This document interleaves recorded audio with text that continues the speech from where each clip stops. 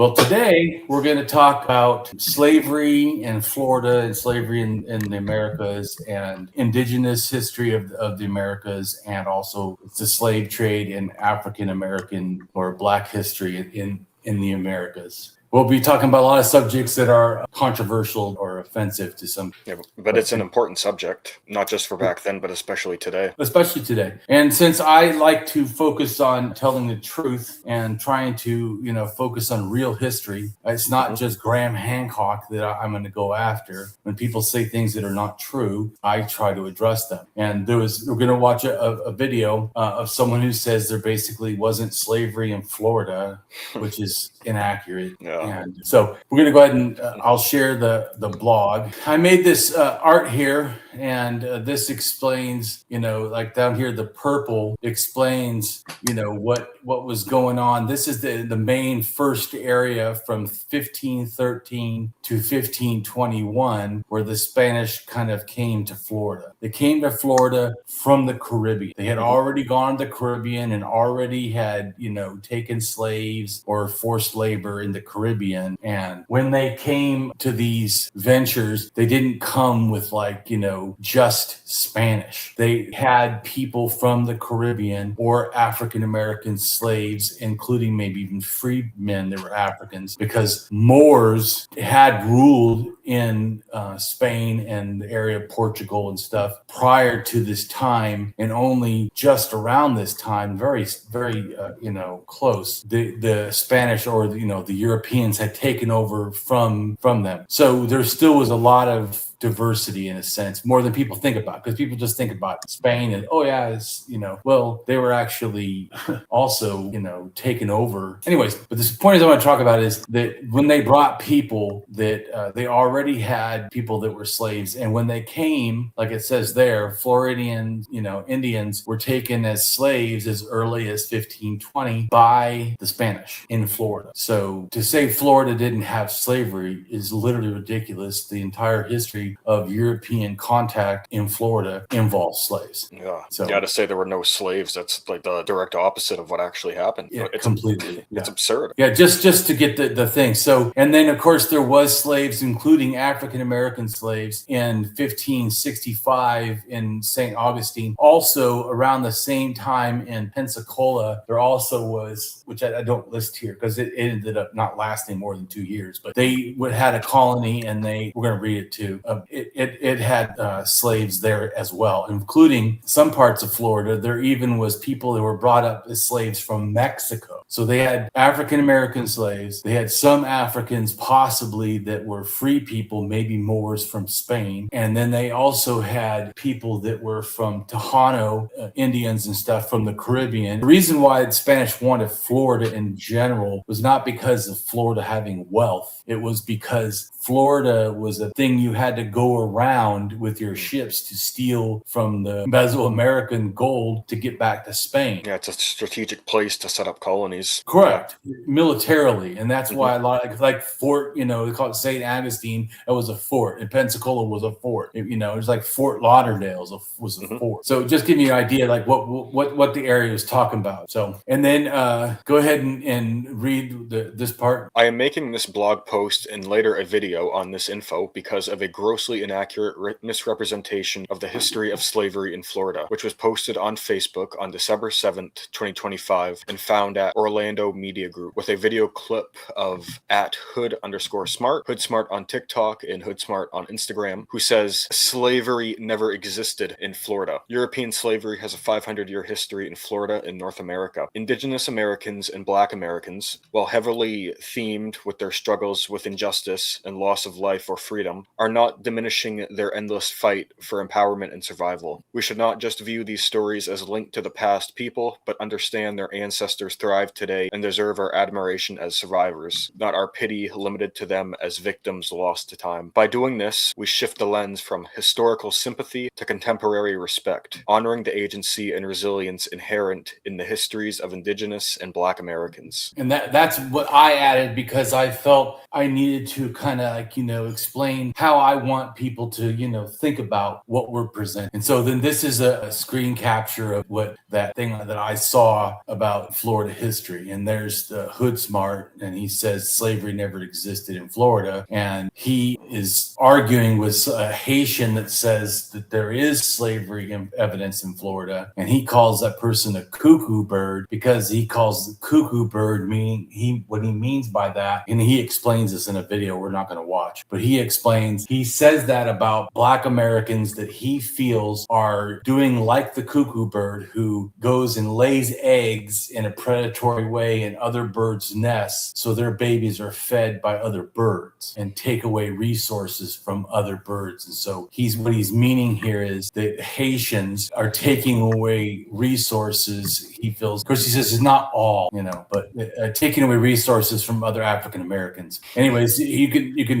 his stuff on Instagram, and the link to the video on Instagram, I link right here. But go ahead and read this right here. The FBA claim: foundational Black Americans, FBA, are the proud descendants of the Black men and women who endured and survived one of the greatest atrocities in human history, American slavery. These resilient ancestors built the United States from the ground up, laying the foundation for the nation's economic, political, and cultural development. However, the rich history of FBA did not begin in 1619 with the arrival of enslaved Black people in Virginia. It began nearly a century earlier. In 1526, Spanish colonizer Lucas Vázquez de Ayllón brought the first documented enslaved Black people to the shores of what is now the South Carolina-Georgia coastline. Shortly after their arrival, these enslaved Black people courageously revolted against their captors, leading to the collapse of the Spanish settlement. The surviving Spaniards retreated to the Caribbean, leaving behind the liberated Black people. These freed Black people integrated with local Native American societies, marking a pivotal and often overlooked chapter in the lineage and cultural evolution of foundational Black Americans. Since that defining moment in 1526, the culture and identity of foundational Black Americans have been deeply rooted in building resilience, resistance, and an unwavering fight for justice. This spirit of perseverance, ingenuity has shaped every aspect of American society, from infrastructure and agriculture to music, art, and political activism. FBA are an exceptional people whose enduring legacy continues to inspire generations. It is important to clarify that foundational Black Americans, FBA, is not a group or an organization, and there is no designated leader of the FBA. FBA is a lineage-based designation that specifically refers to the over 43 million Black Americans who are direct descendants of the freedmen, the formerly enslaved Black people who were emancipated in the United States. This lineage represents a unique and unbroken connection to the foundational builders of this nation. By the way, that shows what they think or how it's presented. However, according to the New Georgia Project Action Fund, NGPAF, foundational Black Americans have been a rising trend within online spaces, particularly due to their hard-line stances on a myriad of social issues and their tactics that potentially result in disengaging Black Americans from the voting process. Along with other Black identity groups, such as American Descendants of Slaves, ADOS, Black First, B1, and Freedmen, FBA positions their ideology to be solely concerned with the needs of Black Americans, with ode repatriations to Black Americans for the horrors of slavery being at the helm of their goals. They tend to present themselves as nonpartisan and outside of the two-party system. However, based on our research, their tactics tend to suggest a lean toward conservative ideology, much like what was identified in the Mueller report, where Russians infiltrated Black spaces to promote Black voter apathy and weaken their support for the Democratic Party. Similarly, FBA seems intent on breaking off Black American support of left-wing politics by making unbalanced arguments on their flaws and admitting the flaws of right-wing politics. Our overall research focus aims to test the influence these Black identity groups have on Black voter behavior overall and compare them to the precedent of foreign adversaries and right-wing political players using similar tactics. Focusing largely on prevailing leaders of FBA on their platforms on Twitter and YouTube and their reach through popular Black celebrities and influencers, we plan to also highlight their salient prominence in political discourse to better illustrate the need to invest in continuing to learn about FBA's reach and possible influence on Black voter apathy. The first foray into this large question of the impact of FBA within the larger disinformation landscape and on Black communities was diving into if, in fact, FBA rhetoric is in line with right-wing conservative talk points, particularly those that are the center of disinformation narratives. Between July 2022 and May 2023, we monitored and tracked FBA-affiliated accounts on Twitter and YouTube, collected both content data and trend data, and attended a repatriationist meeting with FBA-affiliated attendants. We analyzed their talking points against both progressive and conservative ideology to determine if their ideology was in line with one or both of the two major political affiliations. Our analysis resulted in clear amplification of disinformation veiled as cynicism and disillusionment with the current political system that is in line with right-wing and particularly alt-right talking points. Check out the article, The Myth of a Foundational Black American. This article examines the rise of the foundational Black American identity and argues that its framework echoes exclusionary ideology rather than collective Black liberation. A new cultural identifier has more in common with white supremacy than pro-Blackness. Mikhail Amin Lee. FBA seems similar to the pseudo-historical myth that Black Americans are the original indigenous population of the Americas prior to Christopher Columbus. Genetic science, archaeology, and historical records confirm that the ancestry of Native Americans is rooted in ancient Siberian migrations, with the vast majority of Black Americans descended from African populations in the transatlantic slave trade. Black Indians are Native American people of African American heritage, or persons of African American descent with strong cultural ties to Native American communities. Right. And also, so people know, my sister married a person who is African American with Native American heritage, some amount, or it is believed, because I don't have his DNA test. But well, that'd be interesting to get. Historically, certain Native American tribes have had close relations with African Americans, especially in regions where slavery was prevalent or where free people of color have historically resided. Members of the 5 civilized tribes, Cherokee, Chickasaw, Choctaw, Muskogee, and Seminole, participated in holding enslaved African Americans in the southeast, and some enslaved or formerly enslaved people migrated with them to the west on the Trail of Tears in 1830, and later during the period of Indian removal. Black ancestry is also common among some federally recognized tribes in the northeast, including the Mashantucket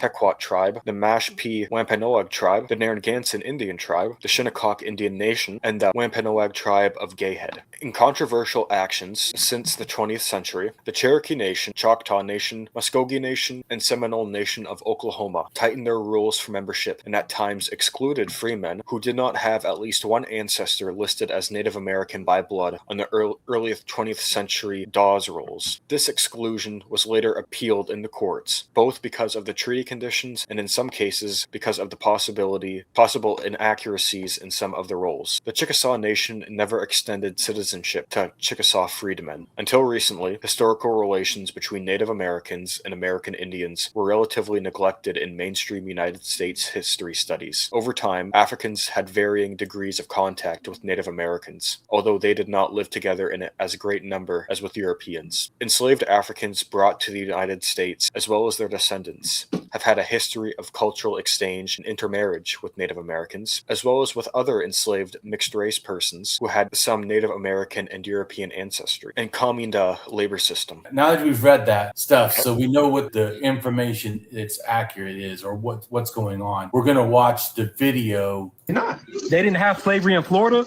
Nope. There we go. Okay, so yeah, you being disingenuous. Yeah, slavery in Florida since it was year? From the span of it being a Spanish colony up until America adopted it in this colony, slavery didn't become outlawed in Florida until the Emancipation Proclamation. What are you talking about? There's plantations in Florida. Oh, that's what you think Florida is. What are you talking about? You poor Haitian. You just don't know about Florida. Jesus Christ. What do you think the terminology Seminole means? I know that's indigenous, right? Or what does it mean? I don't know what it means. I know it's a tribe of people. It means runaway slave.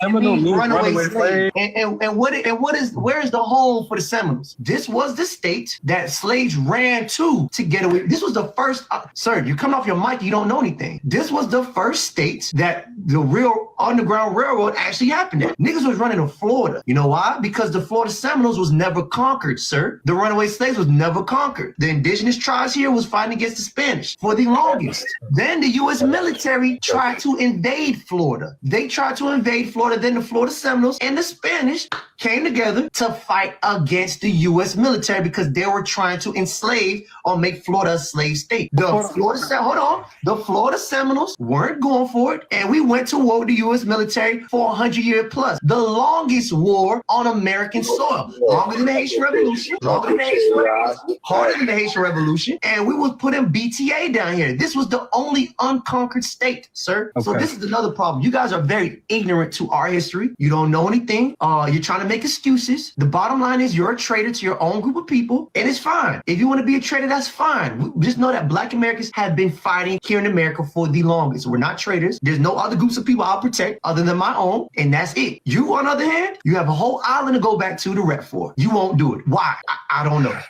All right, so we hear his feelings about stuff, and we already read why what he says is not accurate. But so let's learn about what the Spanish did. Encomienda labor system. With the ousting of Christopher Columbus in 1498, the Spanish crowd had him replaced with Francisco de Bobadilla. Bobadilla was succeeded by a royal governor, Fray Nicolas de Ovando, who established the formal encomienda system. In many cases, natives were forced to do hard labor and subjected to extreme punishment and death if they resisted. The encomienda system traveled to America with the implementation of Castilian law in Spanish territories. In the New World, the crown granted conquistadors the status of encomenderos, which is the right to extract labor and tribute from natives who were under Spanish rule. In 1501, Isabella I of Castile declared Native Americans subjects to the crown, and so, as Castilians and legal equals to Spanish Castilians, this implied that enslaving them was illegal, except under very specific conditions. It also allowed the establishment of encomiendas, since the encomienda bond was a right reserved for full subjects to the crown. Each reducion had a native chief responsible for keeping track of the laborers in his community. The encomienda system did not grant people land, but it indirectly aided in the settlers' acquisition of land. The encomienda system was established on the island of Hispaniola by Nicolas de Ovando, the third governor of the Spanish colony, in 1502. In 1503, the crown began to formally grant encomiendas to conquistadors and officials as rewards for service to the crown. The system of encomiendas was aided by the crown's organization of the indigenous into settlements known as reducciones, with the intent of establishing new towns and populations. The encomiendas was a 16th century CE 1501 to 1600 Spanish labor system that rewarded Spain's conquistadors with the labor of conquered non-Christian peoples. In theory, the conquerors would provide the laborers with benefits, including military protection and education. In practice, conquered were subject to conditions that closely resembled instances of forced labor and outright slavery. The encomienda was first established in Spain following the Christian Reconquista, and it was applied on a much larger scale during the Spanish colonization of the Americas and the Spanish East Indies. Conquered peoples were considered vassals of the Spanish monarch. The crown awarded an encomienda as a grant to a particular individual. In the conquest era of the early 16th century, the grants were considered a monopoly on the labor of particular groups of indigenous peoples held in perpetuity by the grant holder, called the encomendero. Starting from the new laws of 1542, the encomienda ended upon the death of the encomendero and was replaced by the repartimiento labor system. The repartimiento was a colonial labor system imposed upon the indigenous populations of Spanish America and the Philippines. With the new laws of 1542, the repartimiento was instituted to substitute the encomiendo system that had come to be seen as abusive and promoting unethical behavior. The Spanish crown aimed to remove the control of the indigenous population, now considered subjects of the crown, from the hands of the encomenderos, who had become politically influential and wealthy class, with the shift away from both the encomienda system and the enslavement of the native groups. The repartimiento was not slavery, in that the worker is not owned outright, being free in various respects other than in the dispensation of his or her labor, and the work was intermittent. However, it created slavery-like conditions in certain areas, most notoriously in the silver mines of 16th century Peru under the draft labor system known as mita, influenced in part by a similar draft labor system the Inca used, also called mita. Right, and so the point though is they're still in a sense doing it. It's not as harsh, as some of the first stuff. Although they end up still doing all kinds of torture and murder and threats debts and Well, yeah, So, it must I have been mean- pretty bad if even people back then were like, thinking it blurred the line between forced labor and just like hard labor and slavery. Right. Gosh. In New Spain, the collapse of indigenous populations from conquest and disease led to a shift from the encomienda system to pueblos de indios, and the encomienda system no longer made economic sense since these were not enough Amerindians remaining. Right, and that's like talking about Florida, how disease basically brought the Florida population probably down to almost 10%. Oh, So yeah. like 90%, died, whether it was through war, trying to escape. Because that's another thing too, is that people always forget when they say like Florida was like depopulated. Some of that is because they went to, escape to the Caribbean or escape deeper into the Americas, to get away from what was happening. And other people just got sick and died. There was a lot of that. And other ones were tortured and killed by the Europeans or Spanish. In New Spain, the collapse of indigenous populations from conquest and disease led to a shift from the encomienda system to pueblos de indios, as the encomienda system no longer made economic sense since there were not enough Amerindians remaining. They needed to consolidate labor, which they did in a process known as reducciones. The encomienda system was replaced by two parallel yet separate republics. The República de Españoles included Spaniards who lived in Spanish cities and obeyed Spanish law, and the República de Indios included natives who resided in native communities, where native law and native authorities, as long as they did not contradict Spanish norms, prevailed. It was in this second domain where the Pueblos de Indios resided. Amerindians who lived in the Pueblos de Indios had ownership over their land, but deemed subjects of the Spanish crown, they had to pay tribute. The decline... Now, we're not going to go into a lot of the raids, but we're going to address some of them. But there was a lot of things because they were expected to like give corn or give food or give, different kinds of tribute or taxes to the Spanish. So it wasn't like they had free reign and could do what they want. They basically were like a lot of people that, get conquered or whatever, like a feudal system, they had to pay taxes. The decline of rotational draft labor in New Spain paved the way for one of the first capitalist societies in the world, as Amerindian laborers who left their Pueblos de Indios were landless and instead sold their labor to purchase food and housing. Right, and this is interesting because some people try to say it's later in history that capitalism was invented by Britain. So this picture here shows the stats of where people were mainly enslaved from and the time that it happened, and then the amounts and where that those people went. Yeah, and I was looking at this map earlier, especially the one on the right with the numbers. Right. And I was really thinking, how accurate are those numbers? Yeah, I was wondering I how many Africans were just unaccounted for. Well, this is true. And also we know for a fact that a lot of people were smuggled, like even in that Hood Smarts, one of his videos, he talks about how there's too many African Americans in the United States to all only have come from the, 307,000. Well, the problem with that is people multiplied, and actually we know this for a fact, not just random. Like say now people have 2 kids. Well, people were under chattel slavery were often bred children to get more slaves because that was more, in a sense, wealth. And children were born into slavery. So the more children you have someone have nonstop every year, the more, you have slaves. So it doesn't matter even if it was just that many came in, but we know more than that came in. It's like you were talking about secretly, because there was a point where Spain said they weren't going to do slavery anymore because Britain had paid them, to stop slavery.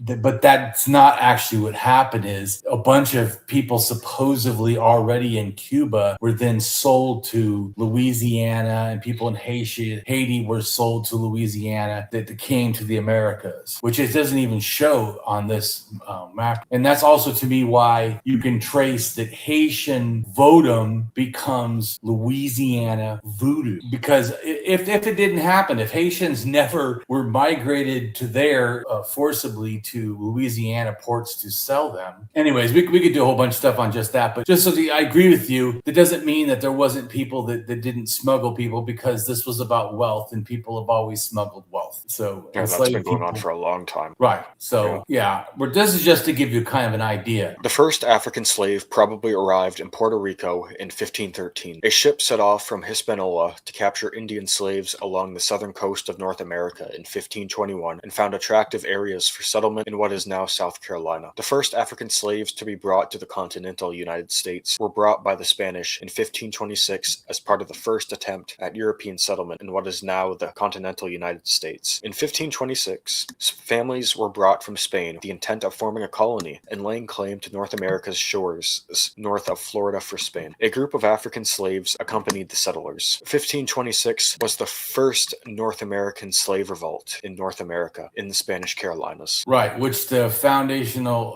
Black American stuff is trying to refer to. So it is true that event happened. What's not true is that how it sometimes is framed. The Roanoke colony off the island of North Carolina was the site of two attempts by Sir Walter Raleigh to found the first permanent English settlement in North America. The first colony was established at Roanoke Island in 1585 as a military outpost and was evacuated in 1586. According to Spanish intelligence and some modern historians, Sir Francis Drake did indeed bring roughly 250 enslaved Africans pillaged from the Spanish Caribbean to the Roanoke settlement in 1586. His intent was to leave them at the fort with the English colonists to provide forced labor. England's first successful settlement in North America was Jamestown, established by the Virginia Company of London in 1607. Early British slavery in Jamestown began in August 1619 when 20 and odd Negroes, Angolans kidnapped by the Portuguese. Angolans is a country in Africa. Angolans kidnapped by the Portuguese arrived in the British colony of Virginia and were then brought by English colonists. Scholars note that the arrivals were technically sold as indentured servants. Indentured servants agreed, or in many cases were forced, to work with no pay for a set amount of time, often to pay off a debt, and could legally expect to become free at the end of the contract. Many Europeans who arrived in the Americas came as indentured servants. Despite this classification and records which indicate that some of them did eventually obtain their freedom, it is clear that the Africans arriving at Port Comfort in 1619 were forced into servitude and that they fit the Universal Declaration of Human Rights' definition of enslaved peoples. Yeah, and then I address this because some people will talk about indentured servitude just like saying the Spanish had,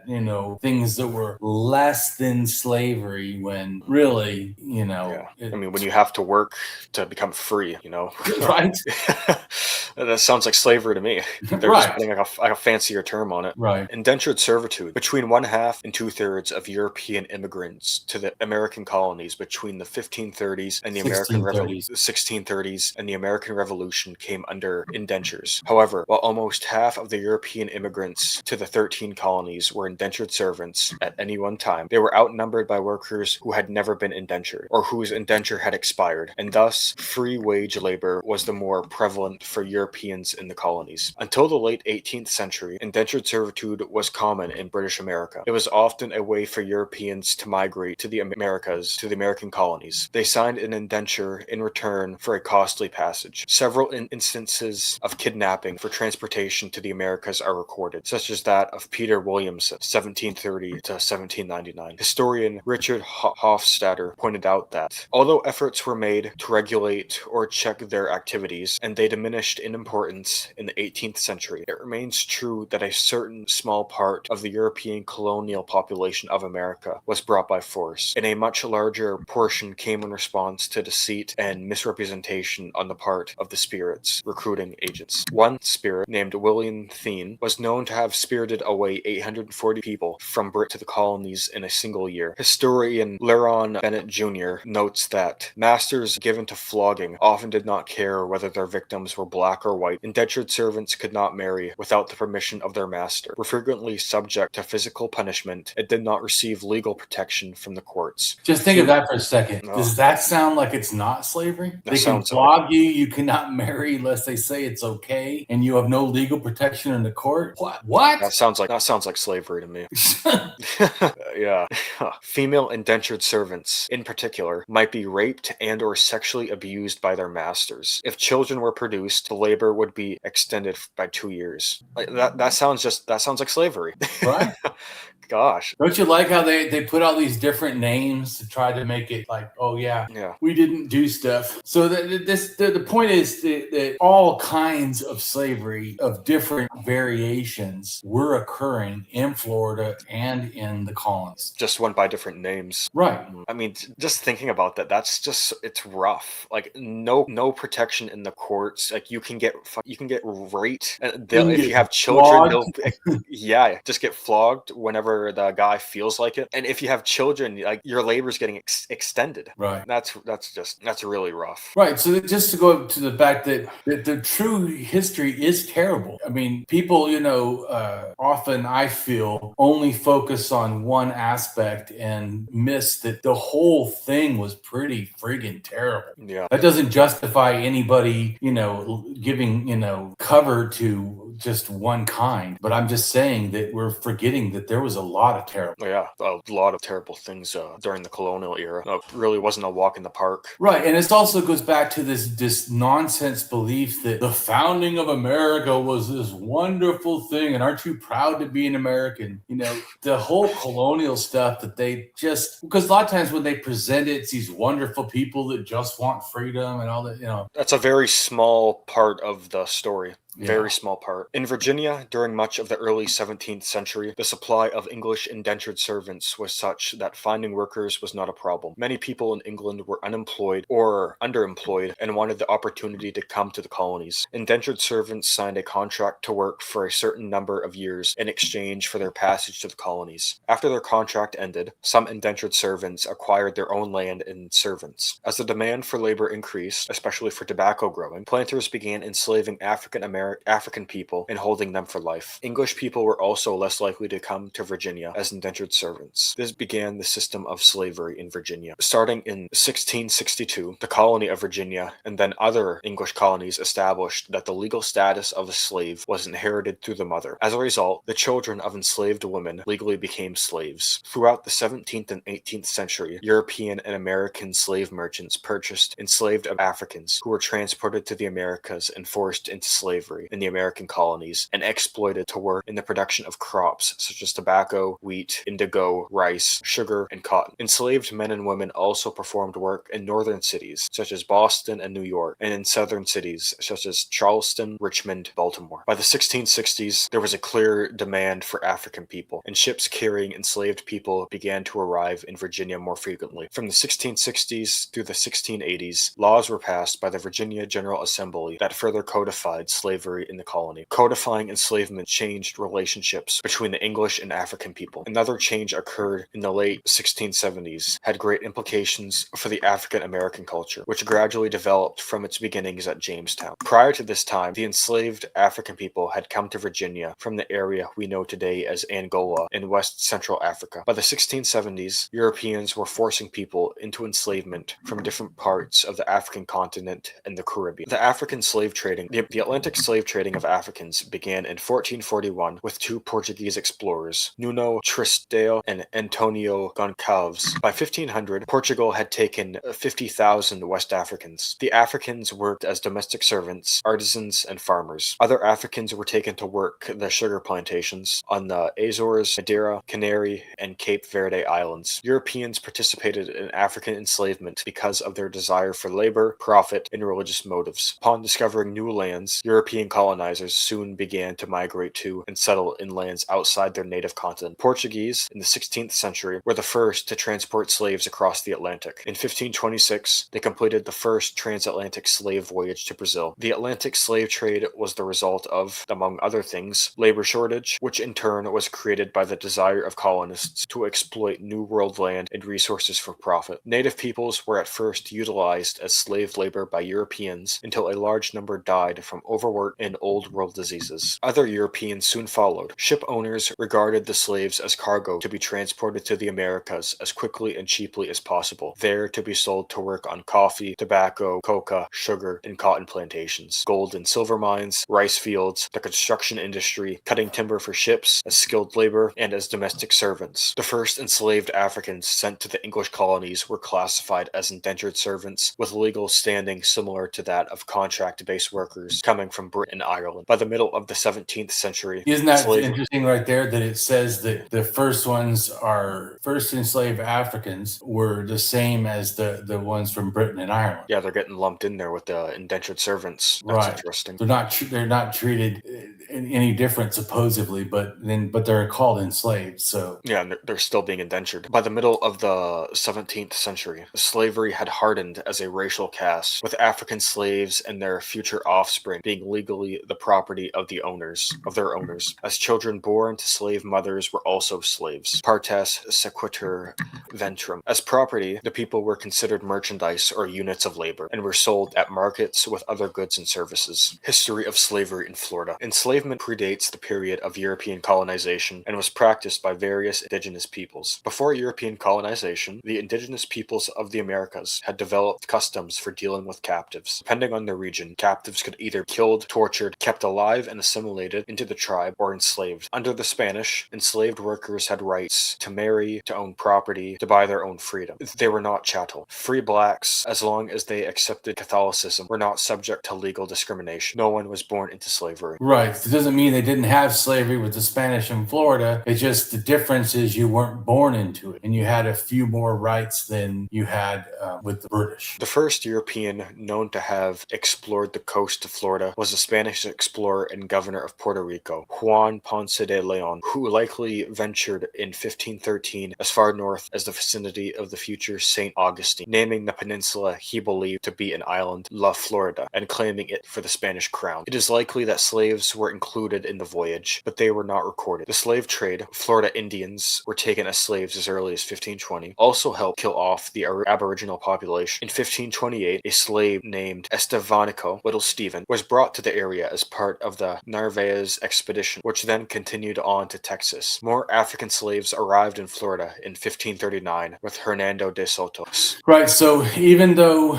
the slavery started with the Native Americans in Florida, slaves were probably brought the first time at 1513, and a African American slave was probably brought in 1528. And go ahead. No, and I was going to say, and like I had mentioned earlier, some of those early slaves coming over aren't getting recorded. Right, exactly. If you just stop and think about that for a minute, these people are coming from Africa, they're being ripped from their families, and nobody really knows what happened to them. We don't know their stories, what they thought. Right.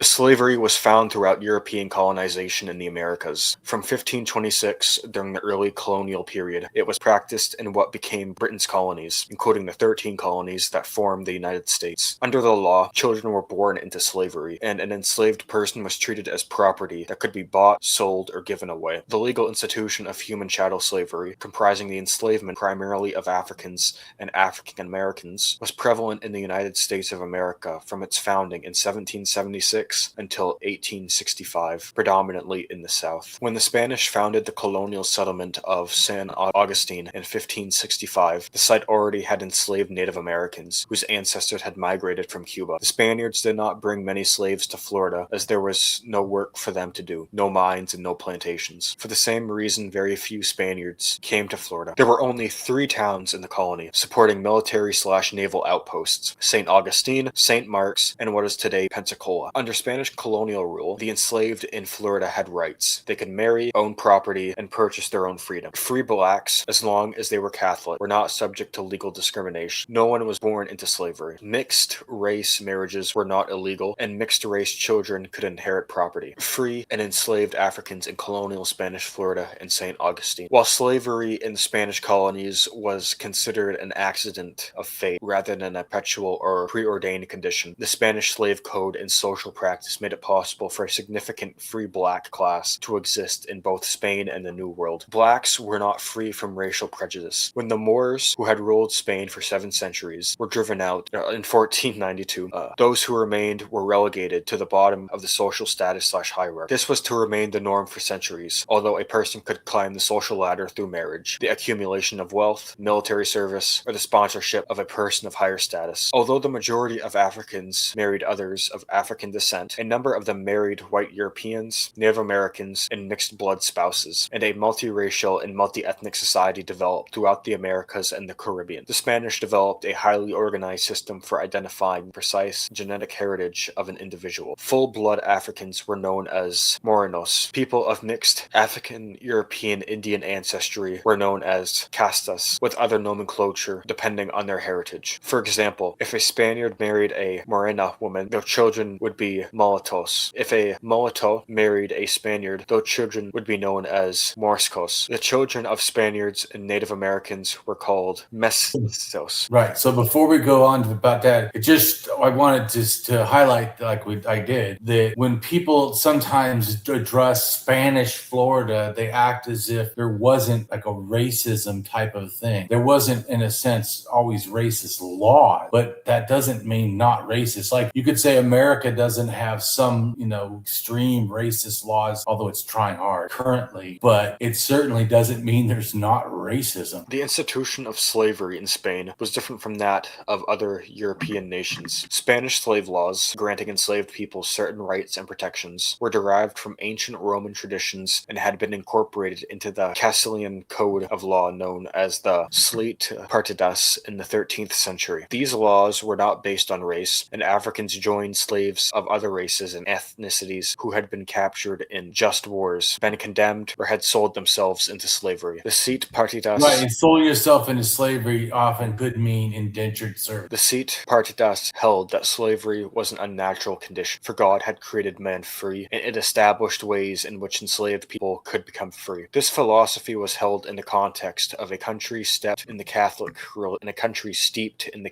religion. All men, both free and enslaved, were brothers in Christ, and it was the responsibility of masters in the church to teach them the rudiments of the faith so that they might be admitted into the church and enjoy all its sacraments. Since these sacraments include marriage, the sanctity of the family was protected by requirements that family members not be separated. Brotherhood in the church sometimes served to tie enslaved people to those who owed them in intricate kinship arrangements, such as the owner serving as godparents and marriage sponsors. As Spaniards conquered and colonized in the Americas, they were charged with a dual purpose: to bring wealth to the Spanish crown and to bring souls to the Catholic Church. They established mission systems across all the lands they claimed, Christianizing the Native Americans and creating an extensive network of farms and information gathering sources process. Africans, both free and enslaved, part of Spanish armed forces both in Europe and in their first expeditions across the Atlantic. When Pedro Menendez de Avilas established St. Augustine in 1565, he was accompanied by free and enslaved Africans. They worked on which is important to note, because like that, the thinking that somehow that Florida wasn't involved with slavery because of the Spanish is wrong, because some people will say, well, there was free people. Yeah. And there also was enslaved Africans and enslaved Native Americans. Yeah, the Spanish had a lot of slavery going on, even before the United States or British got involved. Correct. They worked on early fortifications, sawed lumber, and built several structures, including a church, a blacksmith shop, and an artillery platform. They also cleared land for planting and harvesting the crops. In October 1687, the first recorded fugitive slaves from Carolina arrived in St. Augustine. Governor Diego de Quiroga dutifully reported to Spain that 8 men, 2 women, and a 3-year-old nursing child had made good their escape in a boat. 6 of the men were put to work on the new Castillo de San Marcos, but 2 others were assigned to work with the blacksmith, a possible indication that they already had skills in that area. The women became domestics in the house of the governor. All were reportedly paid for their labor. When an English official arrived the next fall to claim them, Governor Quiroga refused to release them on the grounds that they had been converted to Catholicism, had married in the town, and were usefully employed. Thus, a fugitive slave policy began to evolve in the Florida colony. Right, which is, in a sense, a good thing, and still doesn't discount that they did lots of bad things. So, because it's, once again, just like all of this stuff, including the indigenous people already doing slavery before Europeans arrived, there's not like a clear black and white of, well, this was all good and this was all bad. Everybody was doing a lot of bad. Yeah, but there's also good. Some people were doing some good. Yeah, because, you have to keep in mind, at least the Spaniards, they're giving some of their slaves rights. Right. And we can see these rights increase as we go on through the 16th and 17th centuries. Right. Thus, a fugitive slave policy began to evolve in the Florida colony. In 1693, King Charles II issued the first official position on the runaways, giving liberty to all, the men as well as the women, so that by their example and by my liberality, others will do the same. Which is a good thing. Yeah, he's given freedom to these people. In the decades following the King's decree, many more enslaved Africans escaped from the Carolinas and found refuge in Spanish Florida, prompting additional royal decrees in 1733, reinforcing the Order of Freedom, prohibiting the reimbursement of the English for escaped slaves, and requiring 4 years of service to the crown in order to become free. Oh, okay. So not totally just free.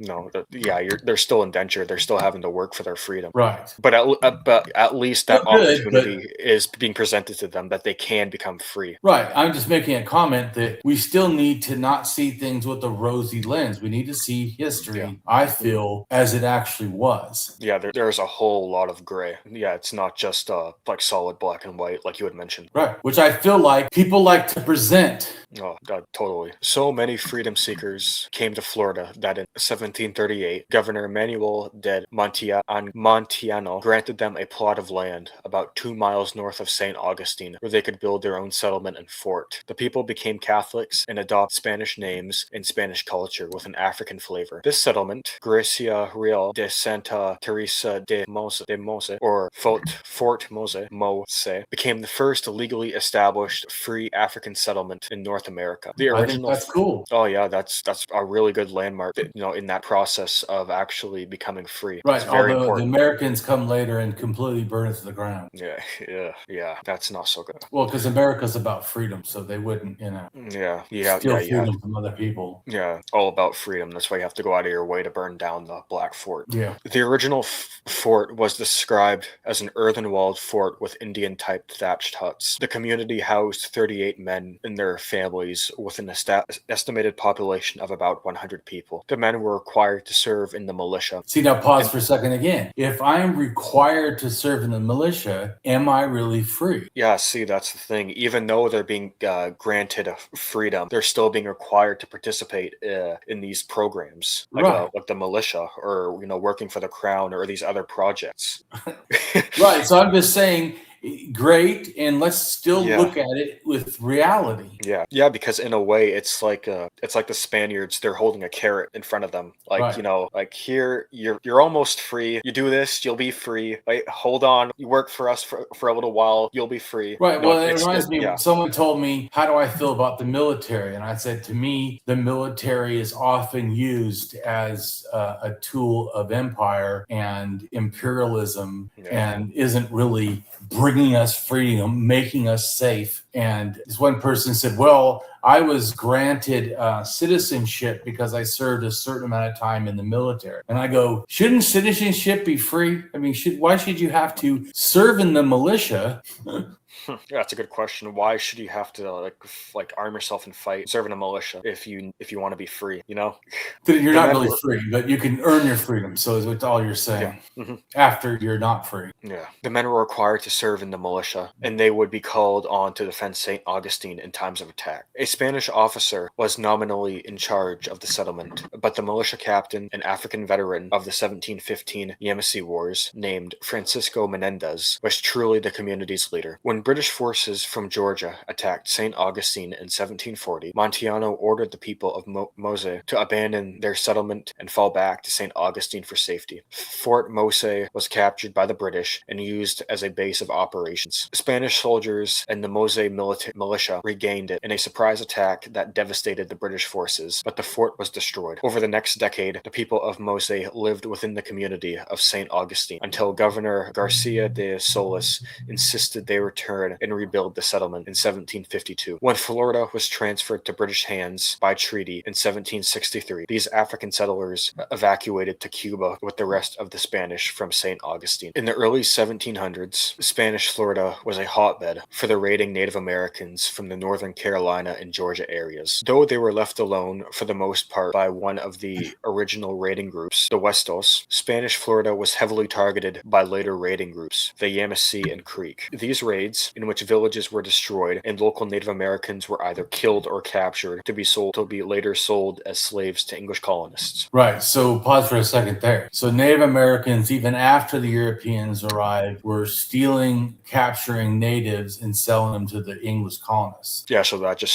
shows right there. It's not just the Spaniards, or it's not just the British enslaving. It's multifaceted. Right. And that's also why I said to you too, that people want it black and white. They want it like Europeans did all the bad, that natives didn't do anything. Well, there was natives that did bad things, including enslaving other natives. Yeah, and they did that across North America and across the Americas, not just in this area. Right. These raids, in which villages were destroyed and local Native Americans were either killed or captured to be later sold as slaves to English colonists. The raids were so frequent that there were few natives left to capture, and so the Yamasee and the Creek began bringing fewer and fewer slaves to the Carolina colonies and were unable to effectively continue trade. In 1688, Spanish Florida had attracted numerous fugitive slaves who escaped from the British North American colonies. Once the slaves reached Florida, the Spanish freed them if they converted to Roman Catholicism. Males of age had to complete a military obligation. Many settled in Gracia Real de Santa Teresa de Mose, the first settlement of free blacks in North America, near St. Augustine. Former slaves also found refuge among the Creek and Seminole. Native Americans who had established settlements in Florida at the invitation of the Spanish government. In 1771, Governor Jean Moultrie wrote to the Board of Trade that it has been a practice for a good while past for Negroes to run away from their masters and get into the Indian towns, from whence it proved very difficult to get them back. When British colonial officials in Florida pressured the Native Americans to return the fugitive slaves, they replied that they had merely given hungry people food and invited the slaveholders to catch the runaways themselves. Florida became an organized territory of the United States on February 22nd, 1821. Slavery continued to be permitted, however. Spanish racial policies were replaced with a rigid set of laws that assumed that all black persons, slave or free, were uncivilized and inferior to whites, and suitable only for slavery. The free blacks and Indian slaves, black Seminoles living near St. Augustine, fled to Havana, Cuba, to avoid coming under U.S. control. Some Seminole also abandoned their settlements and moved further south. Hundreds of black Seminoles and fugitive slaves escaped in the early 19th century from Cape Florida to the Bahamas, where they settled on Andros Island, found in Nicholastown, named for the Anglo-Irish commander abolitionist who fostered their escape, Edward Nichols. Right, and so a lot of the black Seminoles would have not stayed in Florida.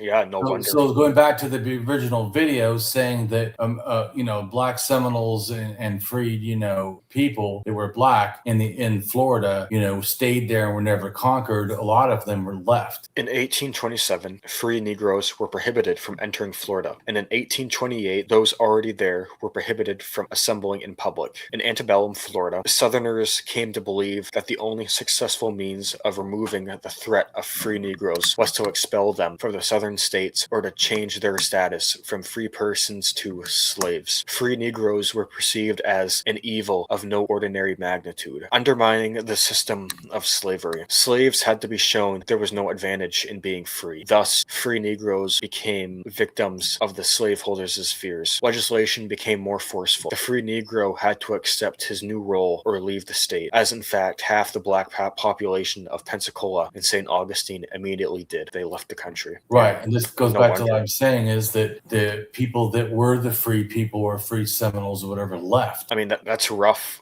when you think about it. The laws that the U.S. is using, when you compare them to the Spanish laws, at least the Spanish, they're seeing them as equals. You work for us for a while, and you'll be free, or we'll consider giving you freedom. With the U.S., it's just like you're pretty much subhumans. Right.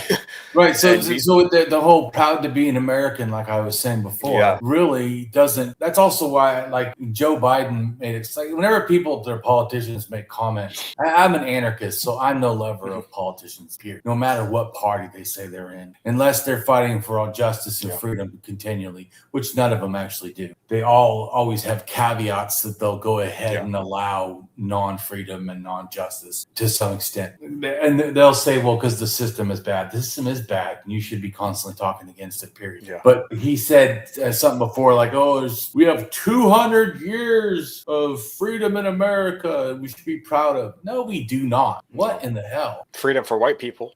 Right. Freedom. I mean, even after the Emancipation Proclamation, saying they had complete freedom misses a lot of what happened in the 1900s with the Jim Crow laws. Oh, absolutely. These people were still treated like shit.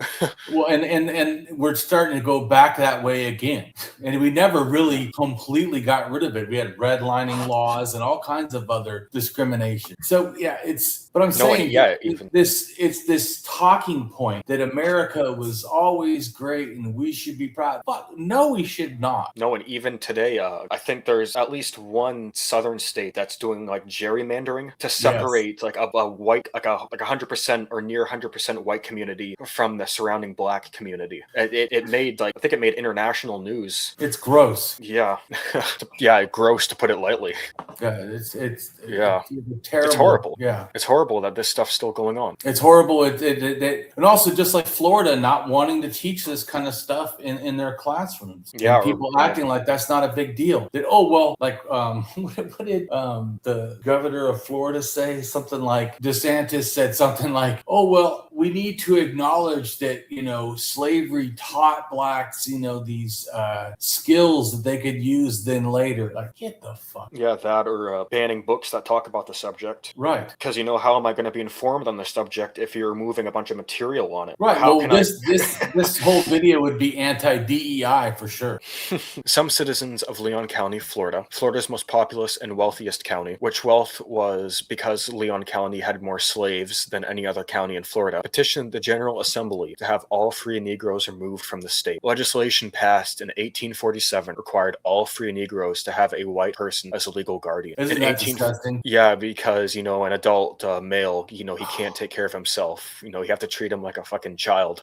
Yeah, our history is shameful. Oh, it is. No, because when you get into the nitty-gritty of this, you really see all the stuff that gets just brushed over, especially when some politicians nowadays talk about the history of this country. Yeah. It's shameful. It is. In 1855, an act was passed which prevented free Negroes from entering the state. In 1861, an act was passed requiring all free Negroes in Florida to register with the judge of probate in whose country they resided. The Negro, when registered, had to give his name, age, color, sex, and occupation, and had to pay $1 to register. All Negroes over 20 years of age had to have a guardian approved by the probate judge. The guardian could be sued for any crime committed by the Negro. The Negro could not be sued. Under the new law, any free Negro or mulatto who did not register with the nearest probate judge was classified as a slave and became the lawful property of any white person who claimed possession. In 1830, free blacks were 5.2% of Florida's African American population. By 1860, they had declined to 1.5%. Right, which is a lot. Yeah. Kingsley Plantation of 1798 was 23 miles from Jacksonville, Florida. Kingsley Plantation, also known as the Zephaniah Kingsley Plantation Home and Buildings, is the site of a former estate on Fort George Island, Duval County, Florida, that was named for its developer and most famous owner, Zephaniah Kingsley, who spent 25 years there. The most prominent features of Kingsley Plantation are the owner's house, a structure of architectural significance built probably between 1797 and 1798 that is cited as being the oldest surviving plantation house in the state, and an attached kitchen house, barn, and remains of 25 anthropologically viable slave cabins that endured beyond the U.S. Civil War, 1861 to 1865. The foundations of the house, kitchen, barn, and the slave quarters were constructed of durable tabby concrete. Archaeological evidence found in and around the slave cabins has given researchers insight into African traditions among slaves who had recently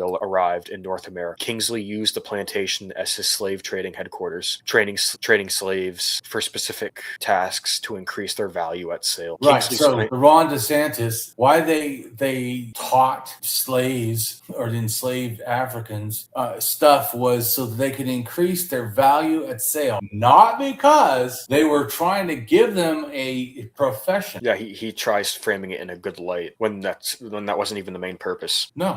It just increase their value. When you're selling them as cattle on like these giant, the giant wooden platforms. Right. Like you have all the slaves lined up and people would auction, and they're just getting auctioned and like sold like livestock. Yeah, terrible. It is. It really is. Kingsley's plantation, first at Laurel Grove and then at Fort George, were the headquarters of his slave trading business. Kingsley owned a fleet of slave schooners, some built at a shipyard on the plantation using white artisans that Kingsley hired for the purpose. We know the name of only one, his schooner, North Carolina. This task system of slavery was common among sea island populations in the southeastern United States. In contrast, cotton and tobacco plantations in Virginia and other parts of the South practiced the gang system, where an overseer, who was also a slave, drove slaves to work the entire day. Slaves on Fort George Island were African or first-generation African American. Records and archaeological information show they were Igbo and Kalabari from Nigeria, and others from the area around what is today Guinea, and a few from Zanzibar. Zephaniah Kingsley wrote a defense of slavery and the three-tier social system that acknowledged the rights of free people of color that existed in Florida under Spanish rule. Kingsley briefly served on the Florida Territorial Council. Kingsley Plantation was not Kingsley's only or even his primary plantation. His plantation on Drayton Island has not been studied. At the other end of Fort George, now Batten Island, he built himself a house of some size, which is now 1878 in ruins. There lived Flora, his black mistress. Under British rule in 1765. I hate when they say to black mistress. If it's an enslaved person you have sex with, is it really a mistress? Not really. It's just like a It's sex someone slave. you're raping. Yeah, pretty much. I don't think she's consenting to that. No. And I don't think she'd consent to being called his mistress. Under British rule in 1765, a plantation was established that cycled through several owners while Florida was transferred back to Spain and then the United States. The longest span of ownership was under Kingsley and his family, a polygamous and multiracial household controlled by and resistant to the issues of race and slavery. Marriages between white plantation owners and African women were common in East Florida. The Spanish government provided for a separate class of free people of color and encouraged slaves to purchase their freedom. Slavery under Spain in Florida was not considered a lifelong condition, and free blacks were involved in the economic development of the region, many of them owning their own slaves. Okay, wait a minute. Don't go. So that there was Spanish who had free blacks. Also, some free blacks owned slaves. Yeah, so that's another layer to consider. That's another layer of the grayness that's not black and white. So it's not just the Spanish that were slaving first in Florida, at least European-wise. It's not just the British. It's not just the U.S. It's not the Native Americans. Or not just the natives. It's also it's the blacks too. Are also early African Americans that were freed. Blacks that had been freed on top of that, that are going back and enslaving other blacks. Yeah, there's a lot of gray. Well, and like I said, I want to call out all the things that are terrible. No one should have a one-sided slant. I mean, that's literally not telling history. No, yeah, because like the video we watched earlier, or what a lot of politicians are doing nowadays, not just in the U.S. but elsewhere. A lot of these issues, they just get so slanted when they're framed, and you leave out so much context. Yes, the truth isn't nice. No, but the truth is the truth, and we need to understand the truth. Imagine like somehow supporting pseudo history as it's a good thing because it makes people feel good. No, pseudo history is pseudo history and should not be supported, even if it makes people feel bad. No, it shouldn't be supported. And not only with this, but the other stuff that we've talked about, like with Graham Hancock and all that. Oh, absolutely. That they frame that like lost civilization, or there are so many lost civilizations now that it'd be hard to list them all. But they always get framed pretty much the same way, that it's like a paradise. Everybody's happy, but that's not how history works. Looking here, we need to be teaching history. I'm willing to do videos that people won't like, or feel that it's 100% great. Feelings after watching, because you know what? That's the real history. No, and I'm the same way. If I'm replying to somebody's comment and it's about a topic like slavery, I'll get into the nitty gritty if I have to.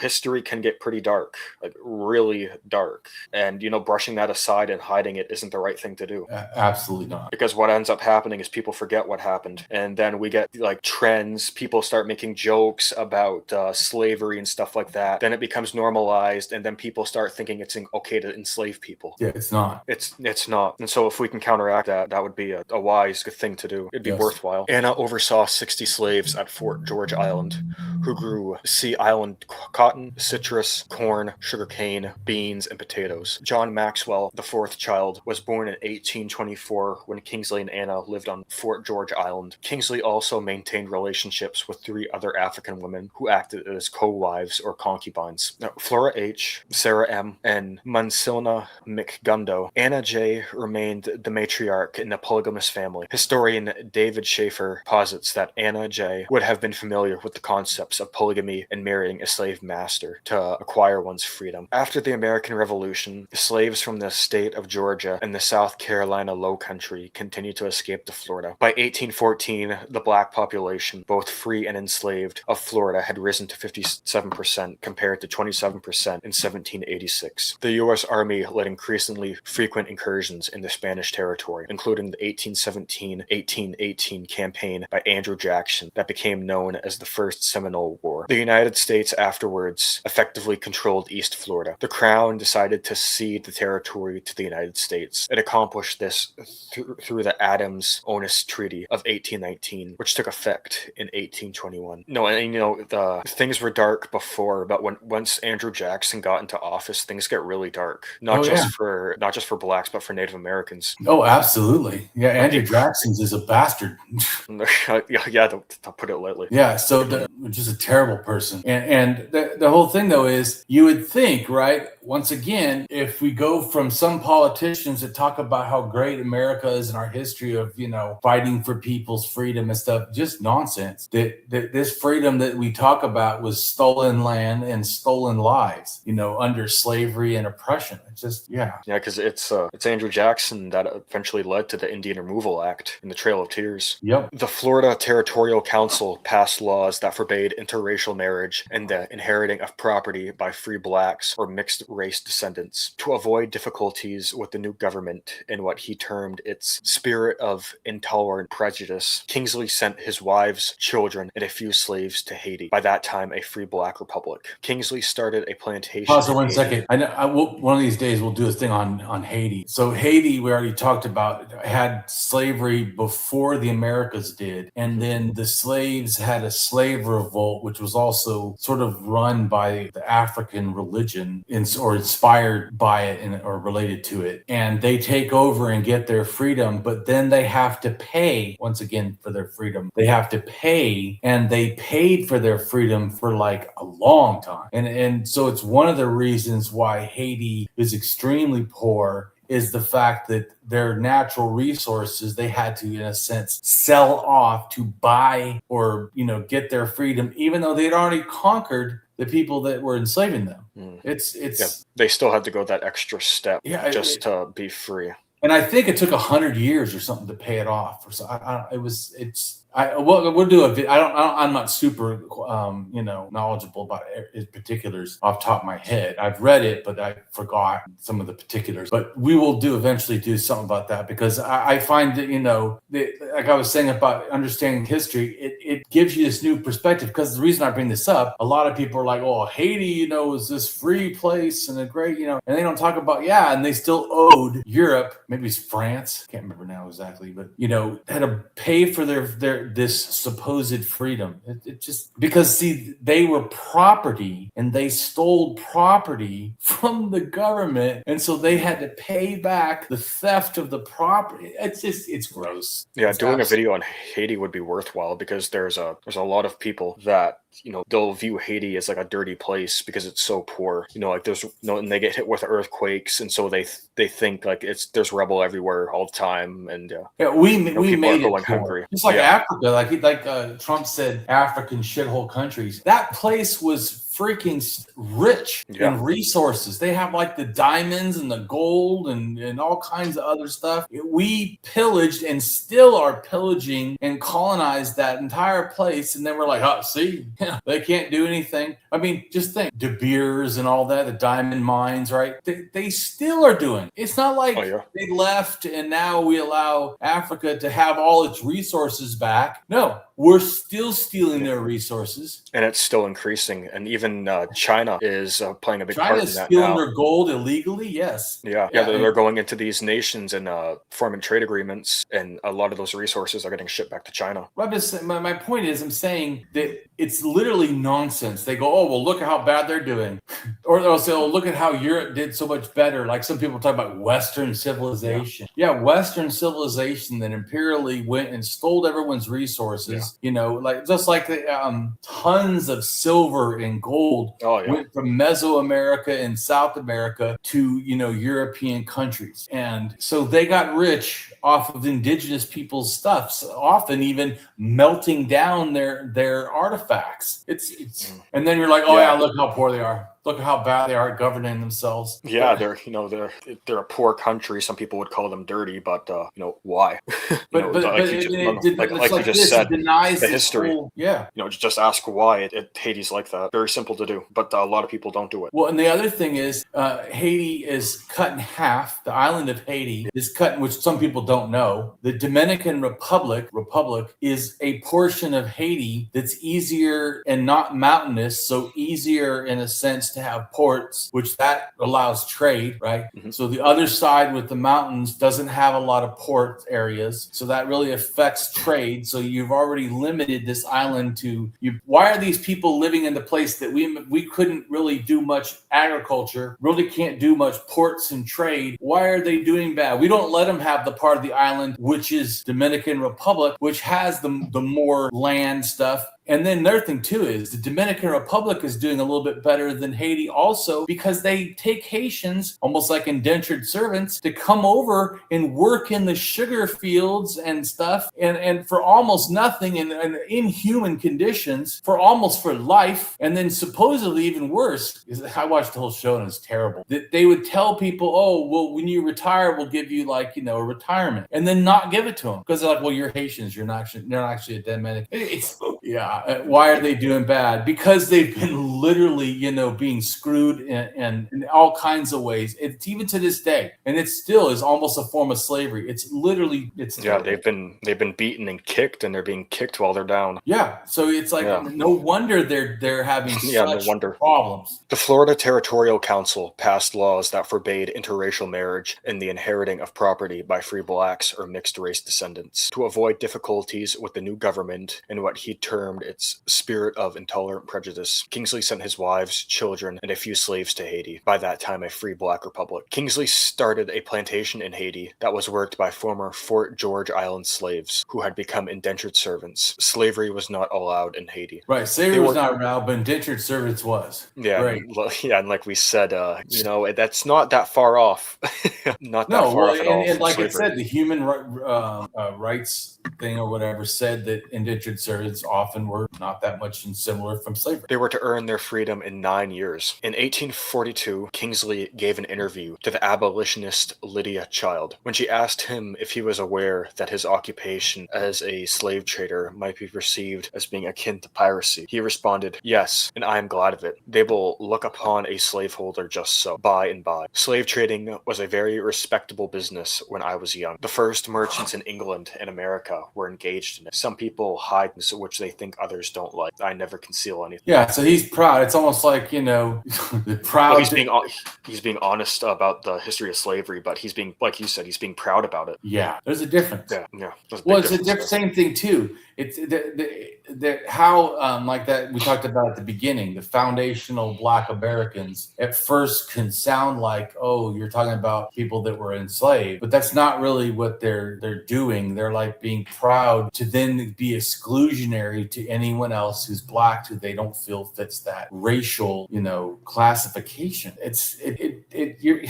No. Yeah. So like this, to me, it's someone who's, because you could say, oh, well, isn't it great? This guy's, telling the truth about slavery. Yeah, and it's also terrible, but he's proud of it. Florida Constitution of 1838. The General Assembly shall, in the year 1845, and every 10th year thereafter, cause an enumeration to be made of all the inhabitants of the state, and to the whole number of free white inhabitants shall be added 3/5 of the number of slaves. The General Assembly shall have no power to pass laws for the emancipation of slaves. They shall have no power to prevent emigrations to this state from bringing with them such persons as may be deemed slaves by the laws of any other of the United States, provided they shall have power to enact laws to prevent the introduction of any slaves who may have committed crimes in any other states. The General Assembly shall have power to pass laws to prevent free Negroes, mulattoes, and other persons of color from emigrating to this state or from being discharged on board any vessel and in any other ports of Florida, that the free white men of the state shall have the right to keep and to bear arms for their common defense. Every free white male person of the age of 21 years and upwards, and who shall be at the time of offering to vote a citizen of the United States, and who shall have resided and had his habitation, domicile, home, and place of permanent abode in Florida for 2 years next preceding the elections at which he shall offer to vote. Right, so that's pretty much shows it was a slave state and racist. Because people try to say, oh, well, the reason the South wanted to, separate from the Union was not from slavery. Did you read that right there? And that's how the state wanted to establish itself. Let's not even talk about it leaving the Union almost 16 years later. Let's talk about how it wanted to enter the Union. 1845, Florida joins the Union as a slavery sanctioning state. Right, so just to recap real quick what I was saying, so that what first part you read, that was before Florida became a state. It already was demanding, isolation from anything free of African Americans. And then when it enters to become a state, it starts as a slave state. To me, going back to in any way trying to say Florida didn't have slavery is just nonsense. No, it is. There's no easy way to get around it. In March 1845, the territory of Florida officially became the state of Florida, making it the 27th state to join the Union, now the United States. Congress's Iowa-Florida Act allowed for this, as it enabled the United States to maintain its power balance of slavery sanctioning states and free states. Thus, which is also a gross thing that America did, that they were trying to have, a balance of not too many free states. Because see, the reason why this goes back to voting power and stuff. If you have too many states of the United States that don't have slavery, they can just decide to vote out slavery because they'll have representation in government, like the Senate and Congress, right? Mm-hmm. So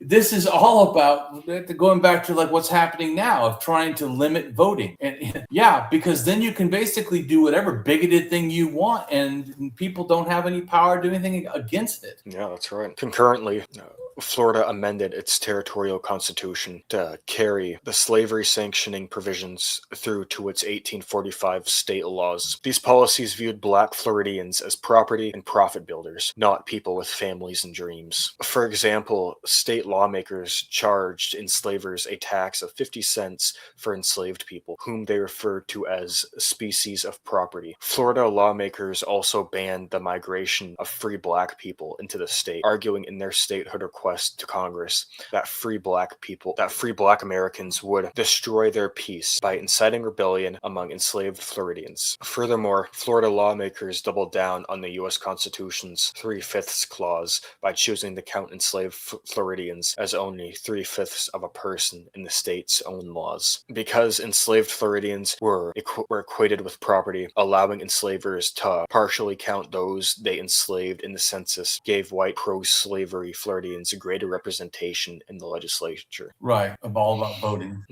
Yeah, voting to maintain slavery. Right. Yeah. And racial white power. Mm-hmm. Not only was this something almost no other state had done, but Florida was the only state to apply this ratio to representation in both the Senate and House chambers.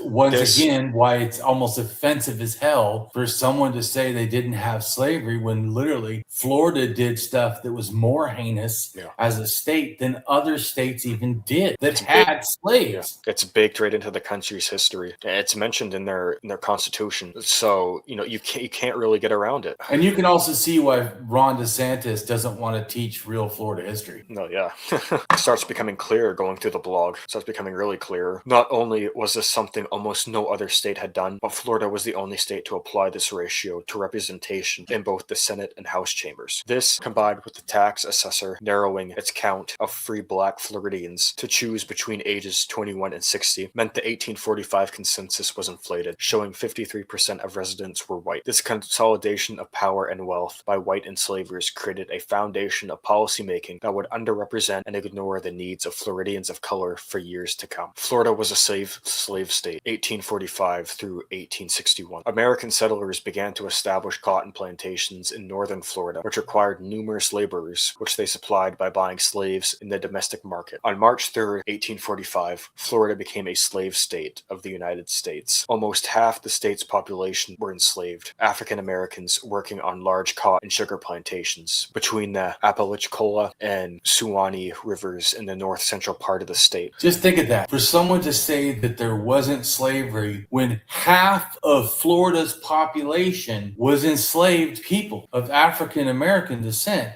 you see why it's seriously frustrating. It is. No, because it's not just him, but it's the other people that would agree with him. It's a really he has 1,000 something likes. It's such an ignorant and foolish position to take when it's baked into the state's history. Like, how could you even get around by saying that slavery didn't exist in Florida? Not only with U.S. slavery, but the earlier Spanish and British slavery too. Yes, or even the indigenous slavery.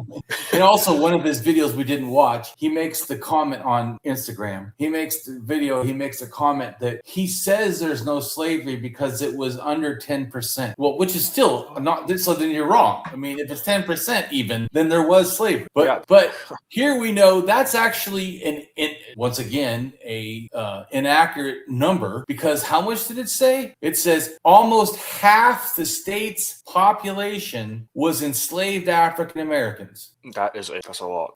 So not 10%, half. No, and even further down, it gives a number. By 1860, Florida had 140,424 people, of whom 44% were enslaved. And it gets worse. Keep reading. And fewer than 1,000 free people of color. Their labor accounted for 85% of the state's cotton production. The 1860 census also indicated that in Leon County, which was the center both of the Florida slave trade and of their plantation industry, slaves constituted 73% of the population, as elsewhere their value was greater than all the land of the country put together, or the county put together. My bad. That's a huge chunk of the population to be enslaved. Right? Horrific. And not only that, they're doing most of the work. Right. 83%. Yeah. And everyone else, the white people, the Euro-Americans, they're just raking in the cash and living in their big plantation houses. Yeah. Florida cedes over the right to keep slavery. 1861. Right. So they leave the Union because they were the third state to secede from the Union. Because I've also heard some people say Florida wasn't in the Union or in the Confederate. Yeah, they were. They didn't have lots of large battles because they also didn't at the time have lots of large areas to attack. But they were still in swamps and stuff, so it was hard to do anyways. They were still in the Confederacy, arguing for states' rights and other things like that. But a lot of it just boils down to slavery. They wanted to keep their slaves. Yep. Because unfortunately for them, they designed a system where their economy depended on slavery. Yeah, 83% is most of your economy. So it's no wonder why a lot of these older guys wanted to keep the slaves. At the South, and with our people, of course, slavery is the element of all value. Yeah, that's quite the statement. And a destruction of that destroys all that is property. President John C. McGehee, Florida Secession Convention. John C. McGehee declared on January 5th, 1861, as president of Florida's Secession Convention, he believed remaining in the Union, allowing rule by those who were sectional, irresponsible to us, and driven on by an infuriated, fanatical madness that defies all opposition, and who would destroy every vestige of right growing out of property and slaves. The controversy over slavery was not new to the United States. Between 1820 and 1859, several key turning points in the struggle over slavery brought the issue to a boiling point. Then, in November 1860, Abraham Lincoln became the next president of the United States. His victory triggered cries of disunion across the South. McGehee owned 100 enslaved people. It was the foundation of his wealth and power was from slavery. In 1860, enslaved people were valued at $3 billion, or more than all the farmland in the South, and were only gaining value. In Florida, 44% of the population were not citizens, but property. The Secession Convention had 69 delegates representing Florida's 69 counties. Every delegate was a white male owning, on average, at least 10 enslaved people. So every white male, on average, in Florida owned 10 enslaved people. Florida secedes and becomes a Confederate state, 1861 through 1865. In January 1861, nearly all delegates in the Florida legislature approved an ordinance of secession, declaring Florida to be a sovereign and independent nation, an apparent reassertion of the preamble in Florida's Constitution of 1838, in which Florida agreed with Congress to be a free and independent state. Protecting slavery was the reason for Florida's secession and for the creation of the Confederacy. Confederate authorities used slaves as teamsters to transport supplies and as laborers in salt works and fisheries. Many Florida slaves working in these coastal industries escaped to the relative safety Union-controlled enclaves during the American Civil War. Beginning in 1862, Union military activity in East and West Florida encouraged slaves in plantation areas to flee their owners in search of freedom. Some worked on Union ships, and beginning in 1863, Emancipation Proclamation, more than 1,000 enlisted as soldiers and sailors in the United States colored troops of the military. Escaped and freed slaves provided Union commanders with valuable intelligence about Confederate troop movements. They also passed back news of Union advances to the men and women who remained enslaved in Confederate-controlled Florida. Planters' fears of slave uprisings increased as the war went on. In May 1865, federal control was reestablished and slavery was abolished. Yeah, pretty heinous stuff. So the next picture is showing how the Spanish went and investigated and traveled to, Florida and other parts, Georgia, South Carolina, Alabama, Mississippi, Arkansas, even Texas. And then this right here shows how much the Spanish conquered or were involved in the area. Laid a territorial claim. Right. Had explored and established places. Yep. So definitely a bunch in Florida. Yeah. More than anywhere else, really. A lot in Florida. Throughout its first incarnation as a permanent colony during the first Spanish period, 1565 through 1763, Spanish Florida was first and foremost a military outpost, directly financed by the Spanish crown in order to maintain a foothold on the Florida peninsula as protection for the fleets returning to Spain from the Havana rendezvous point. Far from being a productive colonial enterprise, the Florida colony was a money sink for Spain, never producing profits in excess of its regular annual stipend, but it was nonetheless maintained for nearly 2 full centuries by garrison settlements known as presidios. Surrounded by indigenous chiefdoms with tens of thousands of Native American inhabitants, most of the nearest of which were ultimately assimilated into mission provinces that served as a pool of labor and staple foods, Florida's presidios were central to Spain's colonial enterprise in southeastern North America. Right, and then this thing right here is basically shows the different cultures and the time range and where they were at, just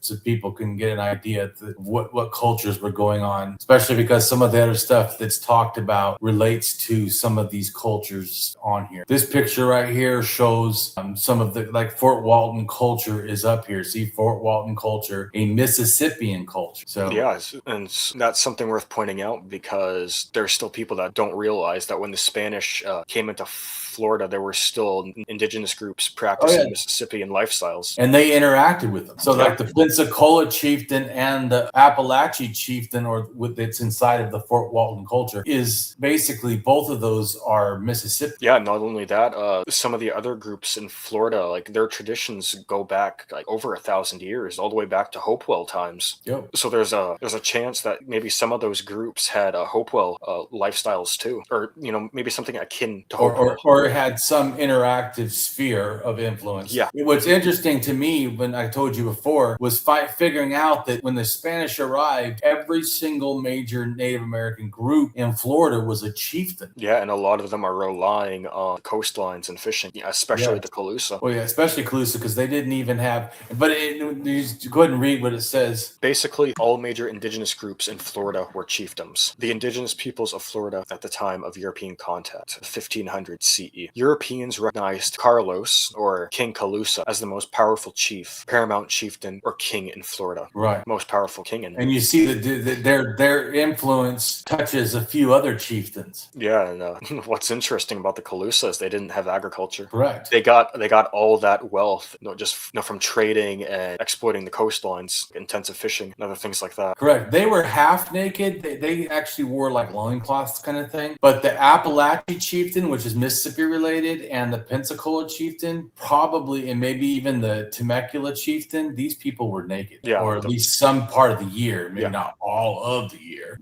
During the winter, they probably were not, but they were naked, and the A's were also semi-naked. So I mean, but once again, this is really hot climate, so it's conducive to. It's not like it makes them primitive. They're all cheap. It's practical. Right, practical, and they still did stuff like wear feathers and beads and paint themselves. So even when they were naked, they still had, complex culture, which we're going to do a video too about nakedness, because I want to address, like I said before, that a lot of people will say hunter-gatherers, which I agree with. Hunter-gatherers is a subsistence strategy, but also I feel nakedness or close to nakedness, loincloths, is not a symbol of primitivism. It's just a clothing strategy, especially depending on the weather. When European ships first landed on Florida in the 16th century, the area was well populated by the indigenous peoples of the Timucua, Apalachee, Ace, Tequesta, and Calusa. Basically, all major indigenous groups in Florida were chiefdoms. A chiefdom is a political organization of people represented or governed by chief. Chiefdoms have been discussed, depending on their scope, as a stateless state analog or early state systems or institutions. Right. This goes back to like we've talked about. There's not, just like most things, a chieftain, it doesn't tell you what kind of organization it is even. You can have semi, egalitarian to all the way no equal at all. I mean. Yeah, or you could have your single chief who hoards wealth, or you can have like a family group that acts as like a symbolic chief. Right. So it doesn't There's a lot really, of nuance. Yeah, it's a lot of nuance. That term is doing a lot, which I feel sometimes people simplify it to mean paramount chieftain or king only, which literally is not correct. Just like it says here, chieftains have been decided as stateless, state analogs, or early state system institutions. So it's all the above. It's a lot of things. Yeah. We're going to do a whole thing on chieftains, I told you too. Yeah, we're going to have to flesh out that concept. Right. So people not being so limited. Yeah, because just this first paragraph, you're listing out a bunch of different options that perhaps a lot of people don't realize that a chiefdom can take. I know they don't. They don't think that. Yeah. And also people think hunter-gatherer has to equal egalitarian, which that's not even correct. No. Hunter-gatherers can't have chieftains. That's incorrect. Just like the Calusa. Literally, they don't do agriculture. They hunt and fish, just like the Pacific Northwest, they hunt and fish, and yet chieftain. In fact, strongest chieftain and biggest king in Florida. So it literally breaks their whole... no agriculture. So, yeah. Well, and then, like I said, they did have minor clothing, right? Mm-hmm. But yet the two I showed you, or at least the one of them up there in the north that's related to the Fort Walton culture, which was Mississippi related, they were naked chieftain. So they're less dressed and yet connected to supposedly the Mississippian, which was a higher chieftain's type of society. Right? Yeah. I'm just saying, so the hunter-gatherer, they were agriculturists, by the way. They grew corn and whatever. So those agriculturists were naked, and the hunter-gatherers were clothed, semi. So it just shows like I told you before, to me, cultures are varied. It is our understanding that's limited. Exactly. You can have one chiefdom with a guy, or, like we just talked about, you can have the Cahokia, and then a later descendant group in Florida. That's still a chiefdom, but it's organized in a different way. Right, or exactly. even the Pacific Northwest. Exactly. No pottery, no agriculture, yet they had chiefs all up and down the coastline. Right. The entire, I told you, just like Florida, where everyone's a chieftain, pretty much same thing up in the Pacific Northwest. Everyone's a chieftain. Everyone does slavery almost exclusively, doing potlatches. All these complex things are all hunter-gatherers. Like I said, it's our conception that chieftain means one thing and limited that's the problem. The word needs to be understood to have a way larger variance. Usually, a chief's position is based on kinship/clans, which is often monopolized by the legitimate senior members of select families or houses. These elites can form a political, ideological aristocracy relative to the general group. Chiefdoms and chiefs are sometimes identified as the same as kingdoms and kings, and therefore understood as monarchies, particularly when they are understood as not necessarily states, but having monarchic representation or government. Chiefdoms have been described as intermediate between tribes and states. A chief's status is based on kinship, so it is inherited or ascribed, in contrast to the achieved status of big men leaders of tribes. Which is also kind of wrong, because some chieftains are not done through hereditary and done instead, like we've already read last time, or we were talking about South America, and how South America has a chieftain where it's almost like a bigman, because they actually, have to prove themselves and are not hereditary. So like I said, the idea is varied. It's our conception that's limited. Yeah, it's like you said also, it's not a cookie cutter thing. It's like a case by case basis. Each culture and society, if they have chiefdoms, good chances are they're going to be structured differently, even if they're right next to each other, like what we find with the Pacific Northwest or what we find here in Florida. Right. In Florida, every single thing is a chieftain, but they're not all the same. No, not at all. They're not the same systems, the subsistence strategies. And like I said, you would think, if you're supposed to, like the normal bullshit that, it's an evolution. So if they're more clothed, they're more evolved. Really? So the one that has the agriculture chieftain and they're naked, but the one that has the hunting and gathering has the loincloths? Yeah.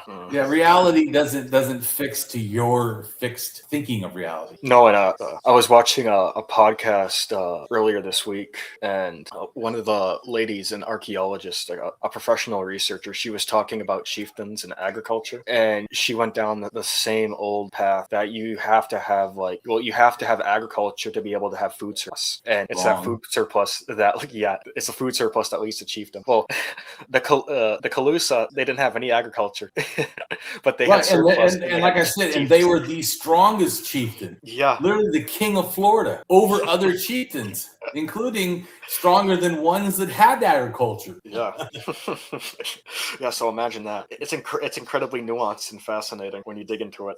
Right. Paramount chief is the English language designation for a chief or queen, or the highest level political leader in a regional or local polity or country, administered politically with a chief-based system. The term is used occasionally in anthropological and archaeological theory to refer to the rulers of multiple chiefdoms or the rulers of exceptionally powerful chiefdoms that have subordinated others. Paramount chief was a formal title created by British colonial administrators in the British Empire and applied in Britain's colonies in Asia and Africa. They used it as a substitute for the word king to ensure that only the British monarch held that title. Here are some well-known groups with a paramount chief in North America: Cahokia, Kafita, Cheki, Kusa, Etowah, Moundville, Okuti, Piscataqua Confederacy, Komaka. But just think, Confederacy often doesn't operate like a normal chieftain.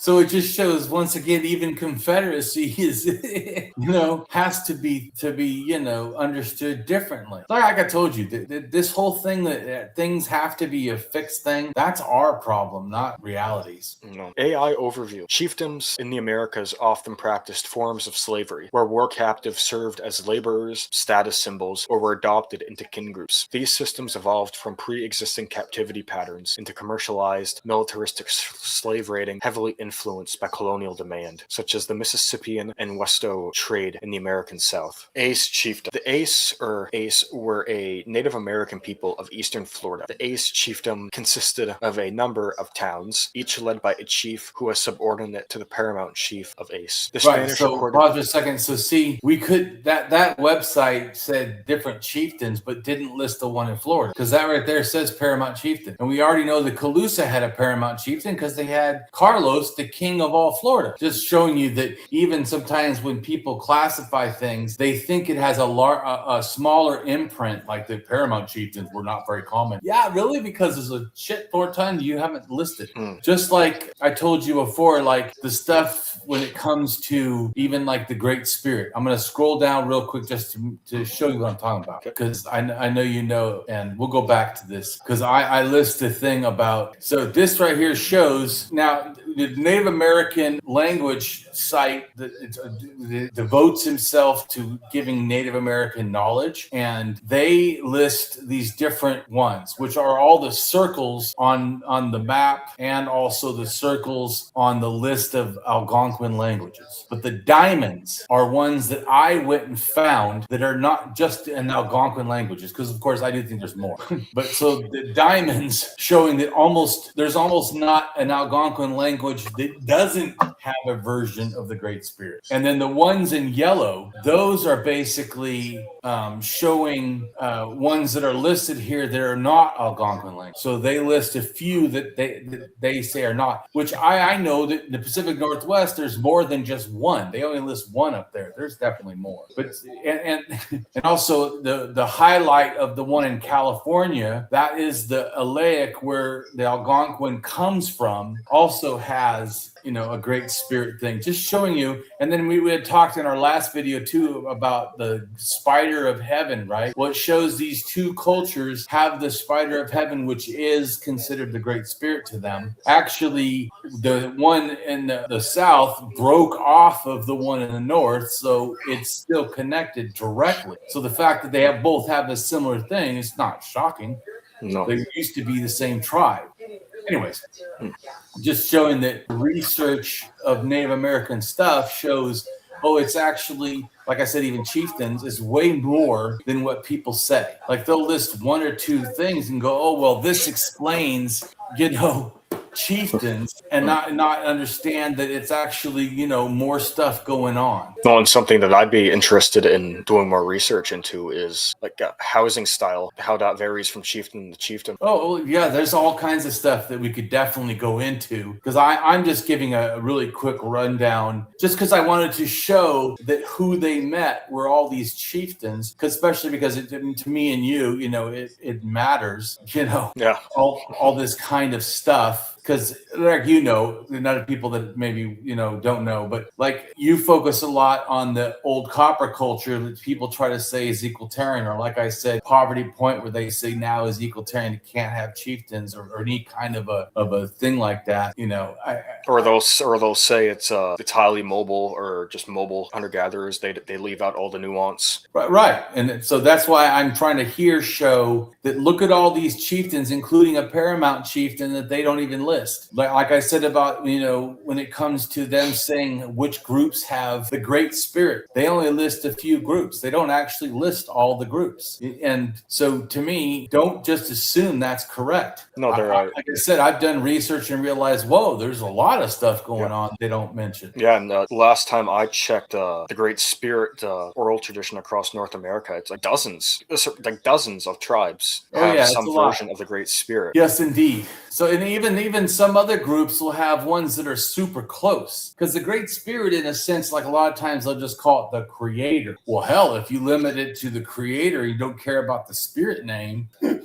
Then there's even more that believe in this, which is interesting too. Which one times I'm going to show you some of the similarities between Africa traditional religion and Native American traditional religion. They both, in some areas, have the medicine wheel. They both have a creator deity that's like a Great Spirit, and sometimes relates to the sun or the sky in general as a high god. Almost never the ground. Almost never a woman. Although there is, I think, the Shawnee in the Algonquin languages, I think it's that, is a female, which all the other ones are like male or no gender. So it just shows that there still can be variation and you're still talking about the same thing. So, and that's what I'm saying. So anyways, one distinct factor, right? So it's this high God, and it's also one they don't really worship, but they all see it as the creator, and it's also an aloof God in Africa and in the Americas, to where it created things. It doesn't demand you worship it. It doesn't tell you, what moral principles you need to follow or anything. And as a general rule, it also has messengers that speak for it.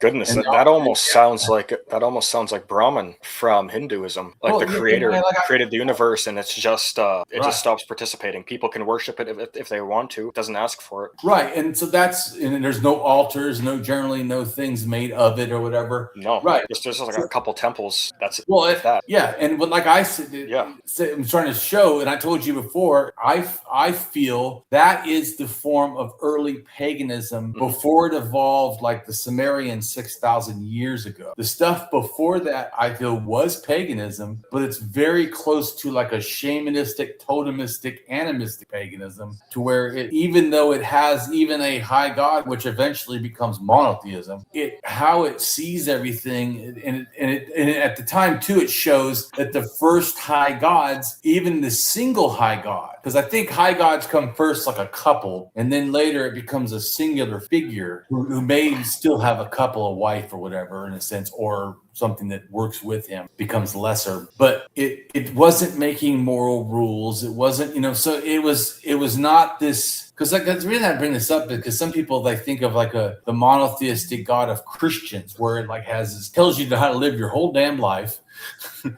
tells you what you can do, not do, and what you can eat, can't eat.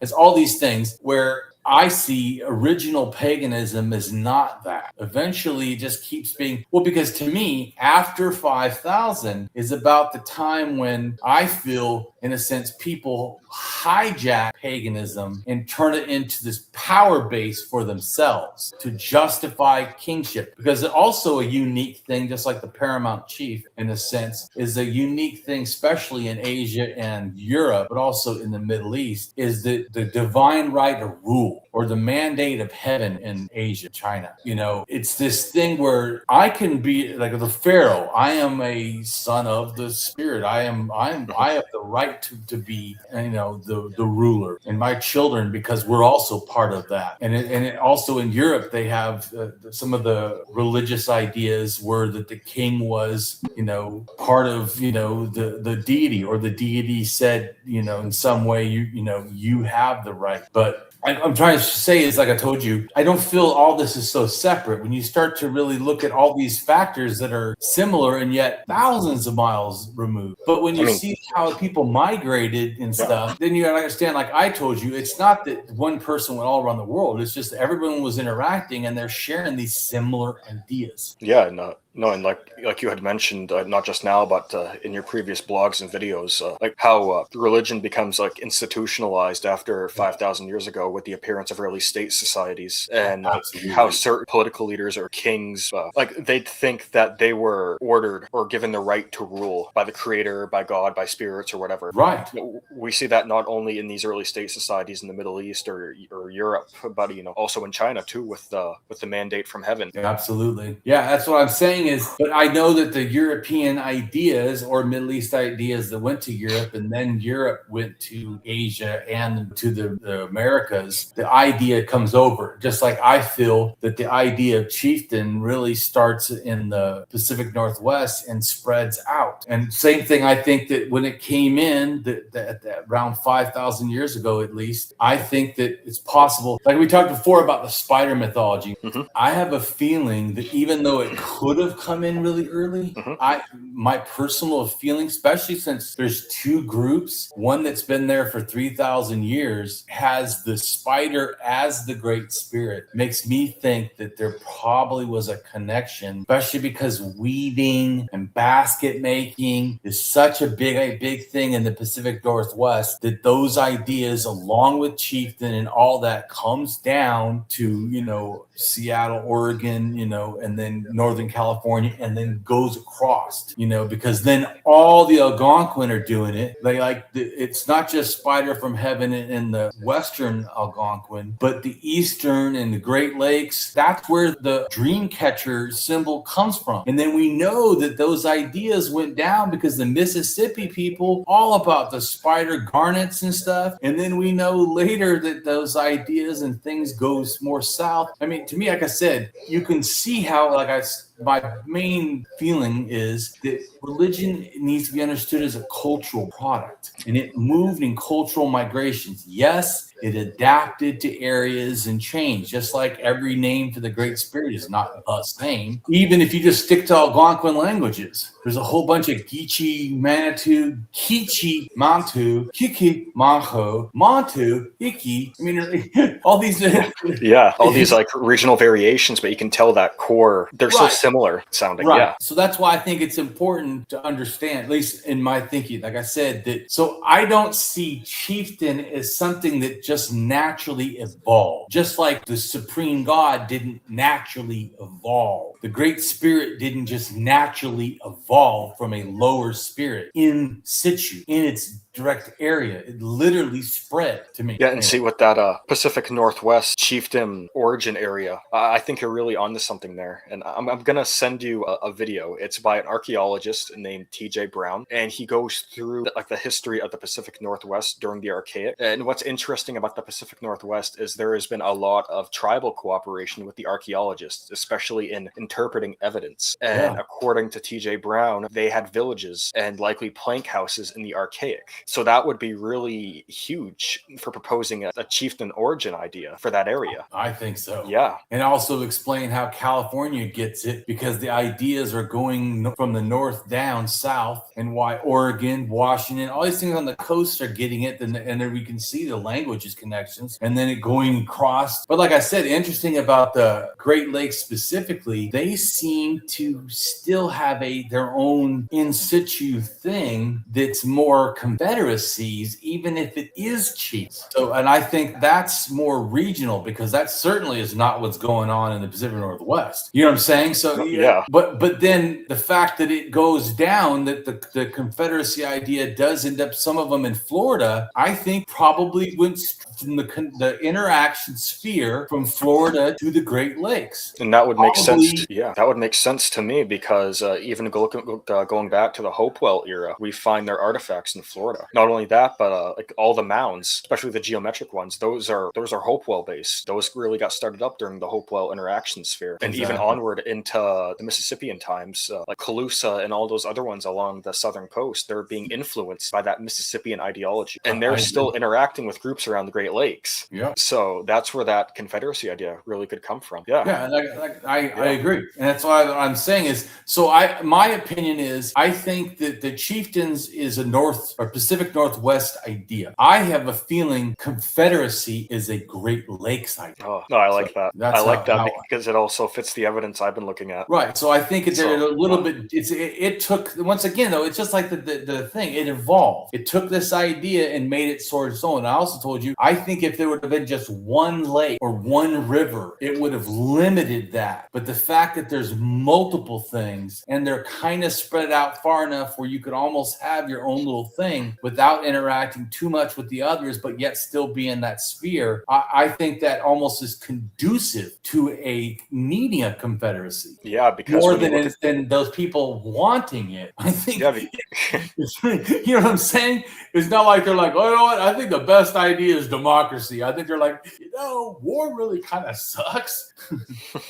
Yeah, because when you look at the Great Lakes, not just the lakes themselves, but the environment and the rivers and the wetlands, it's almost like these little islands, not entirely, obviously, but, you have Wisconsin, it's bordered by Mississippi River. Right. You have Michigan's Lower Peninsula, and you have southeastern Ontario. They're close enough that they can interact, but they're still isolated because of the huge lakes. So you can get these regional variants that are still participating in this unified interaction sphere of maybe chiefdoms and confederacies. And like I said, I really feel that the ideas at least came by 3000 with the Algonquin, but it's highly likely to me that the Algonquins bought chieftain ideas, but the Confederacy idea, in a sense, was pre that, with, I think, the OCC already doing something because of the area different. Anyway, that's my thing. So, and we're almost done with this. I'm going to do have a second video with us doing the rest of this blog, because there's still a whole bunch of stuff I want to address. But yeah, besides, we'll touch on the chiefdom topic in the OCC in future videos. Oh, well, yeah. We're going to do a chieftain video in general. And I want to talk about how people have it wrong or need to expand their thinking, and then confederacies and explaining that, and then, but even like that one thing said, a paramount chieftain and a confederacy, which is generally not what confederacies do. Most confederacies are more like democracies. So even then, it just shows, even then, a confederacy can have nuance, just like a chiefdom. Right, and like I told you, I really think it's important, because just like I feel we need to have a good and more accurate understanding of the past, like slavery, interactions with Native Americans, interactions with free and enslaved African Americans throughout the United States history, how people arranged themselves, how tools were used, what things were doing what, all this to me is important, because it gives us a more accurate representation. Just like how I feel it's right when the archaeologists don't like every time that those alt history people say hunter-gatherer, they mean it as a different word for primitive, and how wrong that is. Likewise, I feel saying that there's a chief doesn't inherently mean agriculture, doesn't inherently mean you can't also have a confederacy. Doesn't mean it can't also be a hell of a lot like a big man where they're not hereditary. So, yeah. And why that's important, because then we can, instead of seeing them or limiting what we're seeing to an understanding, we're adding these filters that don't belong there. Yeah. It's like we've talked about, like you're setting up your frameworks for interpreting evidence in past societies without first just looking at the societies, as they are. Exactly. Like you're forcing the evidence to fit into your pre-made molds. Right. And that's not beneficial to us actually understanding that. No, not at all. And it's bringing in too much disinformation, because if you're approaching it with an inaccurate view, you're adding disinformation. So, and I feel like it's not like people inherently do this or want to do this always. Sometimes it's just our programming. We get so used to thinking of something in a certain way, like a chieftain is, and well, you need to add blah, blah, blah, blah, blah, blah, blah, and possibly this, maybe this, could be this, also sometimes this, and Well, this kind of touches on something that happened to me recently. Ryan Peterson, one of the researchers who published his PhD thesis on Isle Royale's supply chain for the OCC during its mining era, he actually reached out to me because his research team and him have been thinking of ways to frame that whole northern boreal area around Isle Royale. And he was really interested in how I had framed it in these different regional subgroups within the OCC. And he asked me a bunch of questions, like how are you getting your data? How are you organizing your stuff? And I wrote him a couple big emails. I'm waiting for him to get back to me. But right on. I mean, like you had said, with with preconceived ideas or getting in your own way sometimes, he had even told me when he was writing his papers, one reviewer said you shouldn't focus your attention on northwestern Ontario. It's a waste of time. You should really focus your attention in the south, because that's where we know copper is moving. Well, what his research shows is that's not the only direction copper is moving. It's moving north too. So right there, you have a preconceived idea that's limiting research. I totally agree, and people don't understand how limiting. Just like I told you before, even with mythology, that when people talk about researching and establishing data sets of mythology, sometimes when I go and look at what they're doing, I don't agree. It's not, to me, conducive to how it's being framed. Especially like I told you, that one guy who says he feels that coming from the underground and earth diver are are never overlapping. Well, that's because you've limited Earth Diver to one limited thing and not expanding it. But yet, the coming from the underground, it can also come from the above ground. But you only have the Earth coming as a diver instead of Earth can be, because there's some myths where the Earth is dropped from the sky into all water. There's some things where the Earth comes up, but it's not a diver. A god just asked for it to happen. Or like some things too, where they have a person in the Polynesia where it's fishing and literally with the hook pulls the Earth up. So that's not a diver. You know what I'm saying? I mean, my point is, but if you're going to put and look at two things together, and you're giving one where you're limiting its variation and the other one expanding it almost to, in a ridiculous amount, you're not doing a real understanding of what's going on. And I think the same thing. We have ideas. We'll go, oh, well, here's a culture, and then you'll give this limited understanding. Well, it can't be a chieftain, or it is a chieftain, so it has to only have these factors. And as soon as it doesn't have one of those factors, it stops being a chieftain. I mean, or what's a hunter-gatherer, and they have to be acting like this. And then you see complex hunter-gatherers, you're like, oh, okay. Or like I said, the fact that the hunter-gatherers had more clothing than the agriculturalists. How does, you know what I'm saying? Wait a minute, I thought agriculture, but I think I don't agree with it, by the way, at all, that it's an evolution. Bing, bing, bing, bing, bing. No, I don't think so. I think that concept is already wrong. Somehow you go from a band, a tribe, a big man, a chieftain, a paramount chieftain, a state. I think that concept that can be true. This is like when they say men are the hunters, women are the gatherers. Yeah, sometimes. Not all groups, not all time, not all ways, not all things. If a man gathers clams, is that gathering or is that fishing? That's a good question.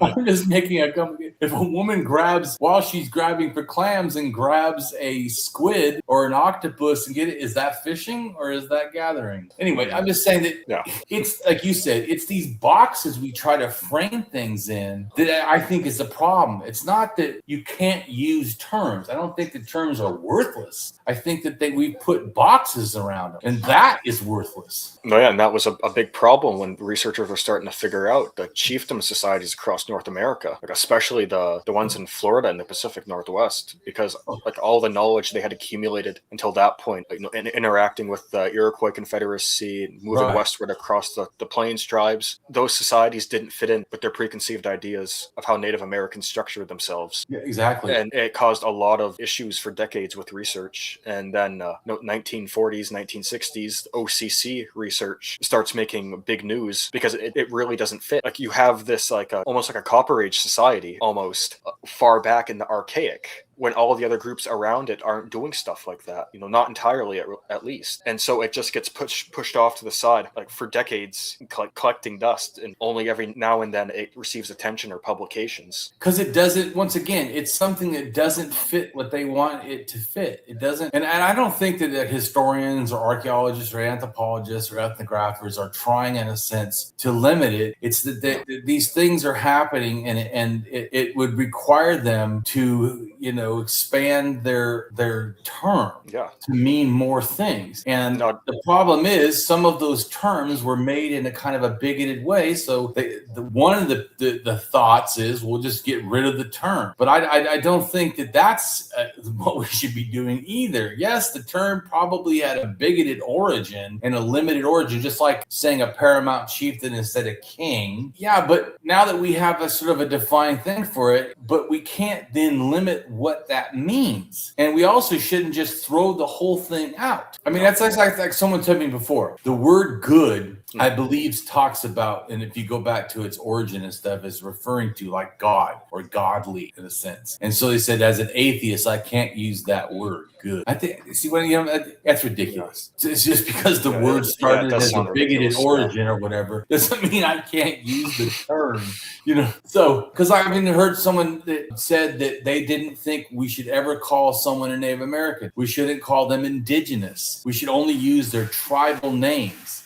And I'm like, well, even that is also wrong because a lot of the tribal names, like Seminole, is not what they called themselves. Seminole, there was no, genealogy of the Seminole. Seminole is, we're going to read later, is multiple groups that came together from the Creek, from the Skokie, from the, I can't remember, the couple other groups, and maybe even some of the Calusa.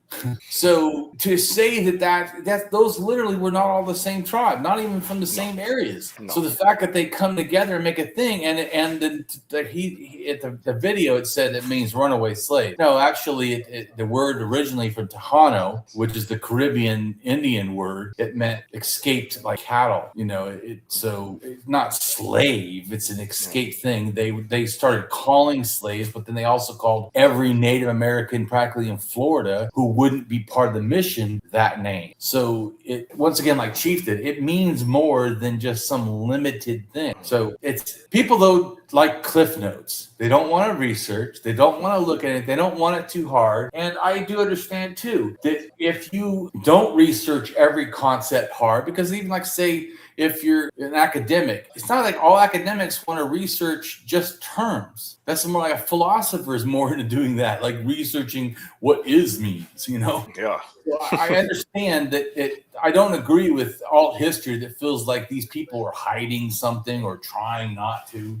I think sometimes it's because you just accept what other academics are also saying. And yeah, either that or they're just really specialized in a specific field and they don't have the answers to everything because they just don't know. Right. And so, and like I said, you have to do more research. And even like me, like I said, I was trying to show with the Great Spirit. If you do a light research, you may think that only a few groups had Great Spirit, and like an Algonquin or whatever. But if you do deeper research, you realize there's almost not a group of Algonquin speakers that don't have a word for the Great Spirit. So you start, just like I said, your first thought may be Florida doesn't really have chieftains. And then you do more research, and you're like, there's really not a big group in Florida that didn't have a chieftain. And you're like, well, they weren't paramount chieftains. And you're like, well, most of them kind of were. So, and you're like, well, they didn't have a king. Well, that seems wrong too, because the Calusa were pretty much the kings of South Florida. Yeah, and so, they just didn't call them kings because they wanted to reserve the term. But you see what I'm saying? Yeah. So all this, which is why it's important for us to research. And I appreciate you taking the time to, do the hard work, with me and stuff to help people understand this. Because that's my goal. Like I told you, once we understand and we empower people, it starts removing some of the bigotry and it starts removing some of the feelings, that my cat is going off. Yeah, it sounds like it.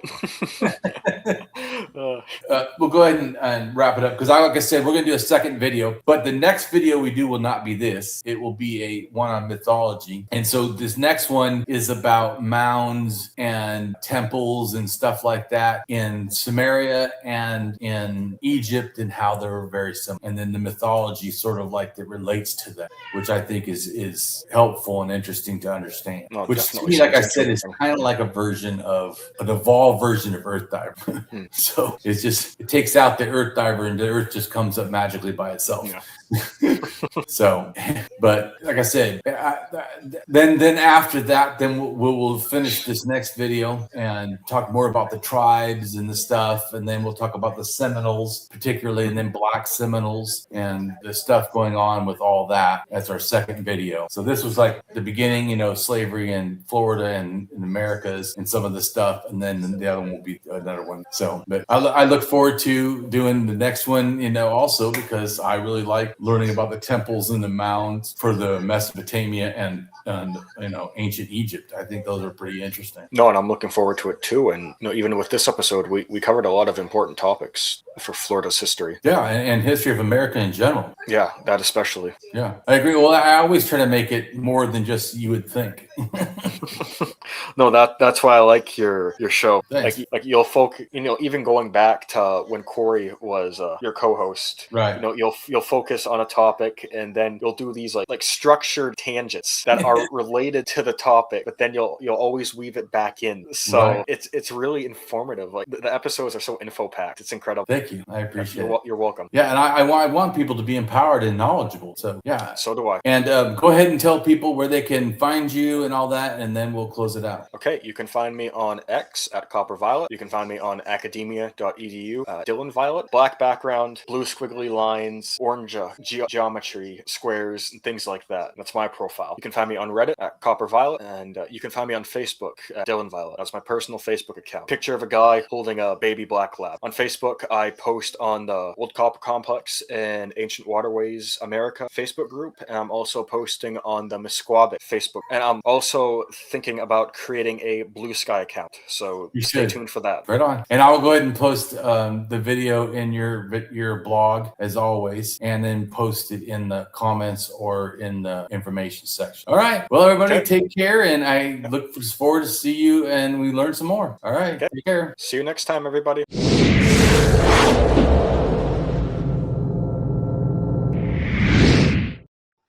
Hello, and welcome to my channel. I am Damien Marie AtHope. In the simplest terms, I am an atheist-humanist philosopher and prehistorical writer-researcher at DamienMarieAtHope.com. I am specifically an axiological atheist.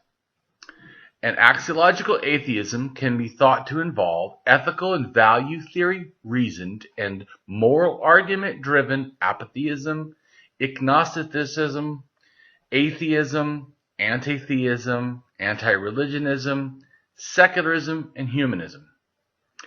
Axiological atheists can be understood as a value theory or a value science atheist. As an axiological atheism's ethically reasoned and constructive pro-humanity, I am an axiological thinker, value theorist. The science of goodness, worthiness, usefulness, valuableness, virtue, reliableness, accuracy, validity, morality, integrity, beneficialness, etc., etc. We axiologists have a value consciousness. And in general, we see the architecture of humanistic humanitarianism value in people that we see as dignity beings. Places and things are not. Axiology is a value theory. In its broadest sense, it involves areas of philosophy that are deemed to encompass some evaluative or evaluation aspect. Therefore, it crosses almost all domains in some way or another. Now for a more detailed terms as to what I am. I am an axiological atheist, an anti-theist, an anti-religionist, secularist, humanist, rationalist, writer, artist, poet, philosopher, advocate, activist with schooling in psychology, sociology, as well as I am an autodidact, self-taught in science, archaeology, anthropology, and philosophy. I promote science and am against pseudoscience, pseudohistory, pseudomorality, things that are found in religion.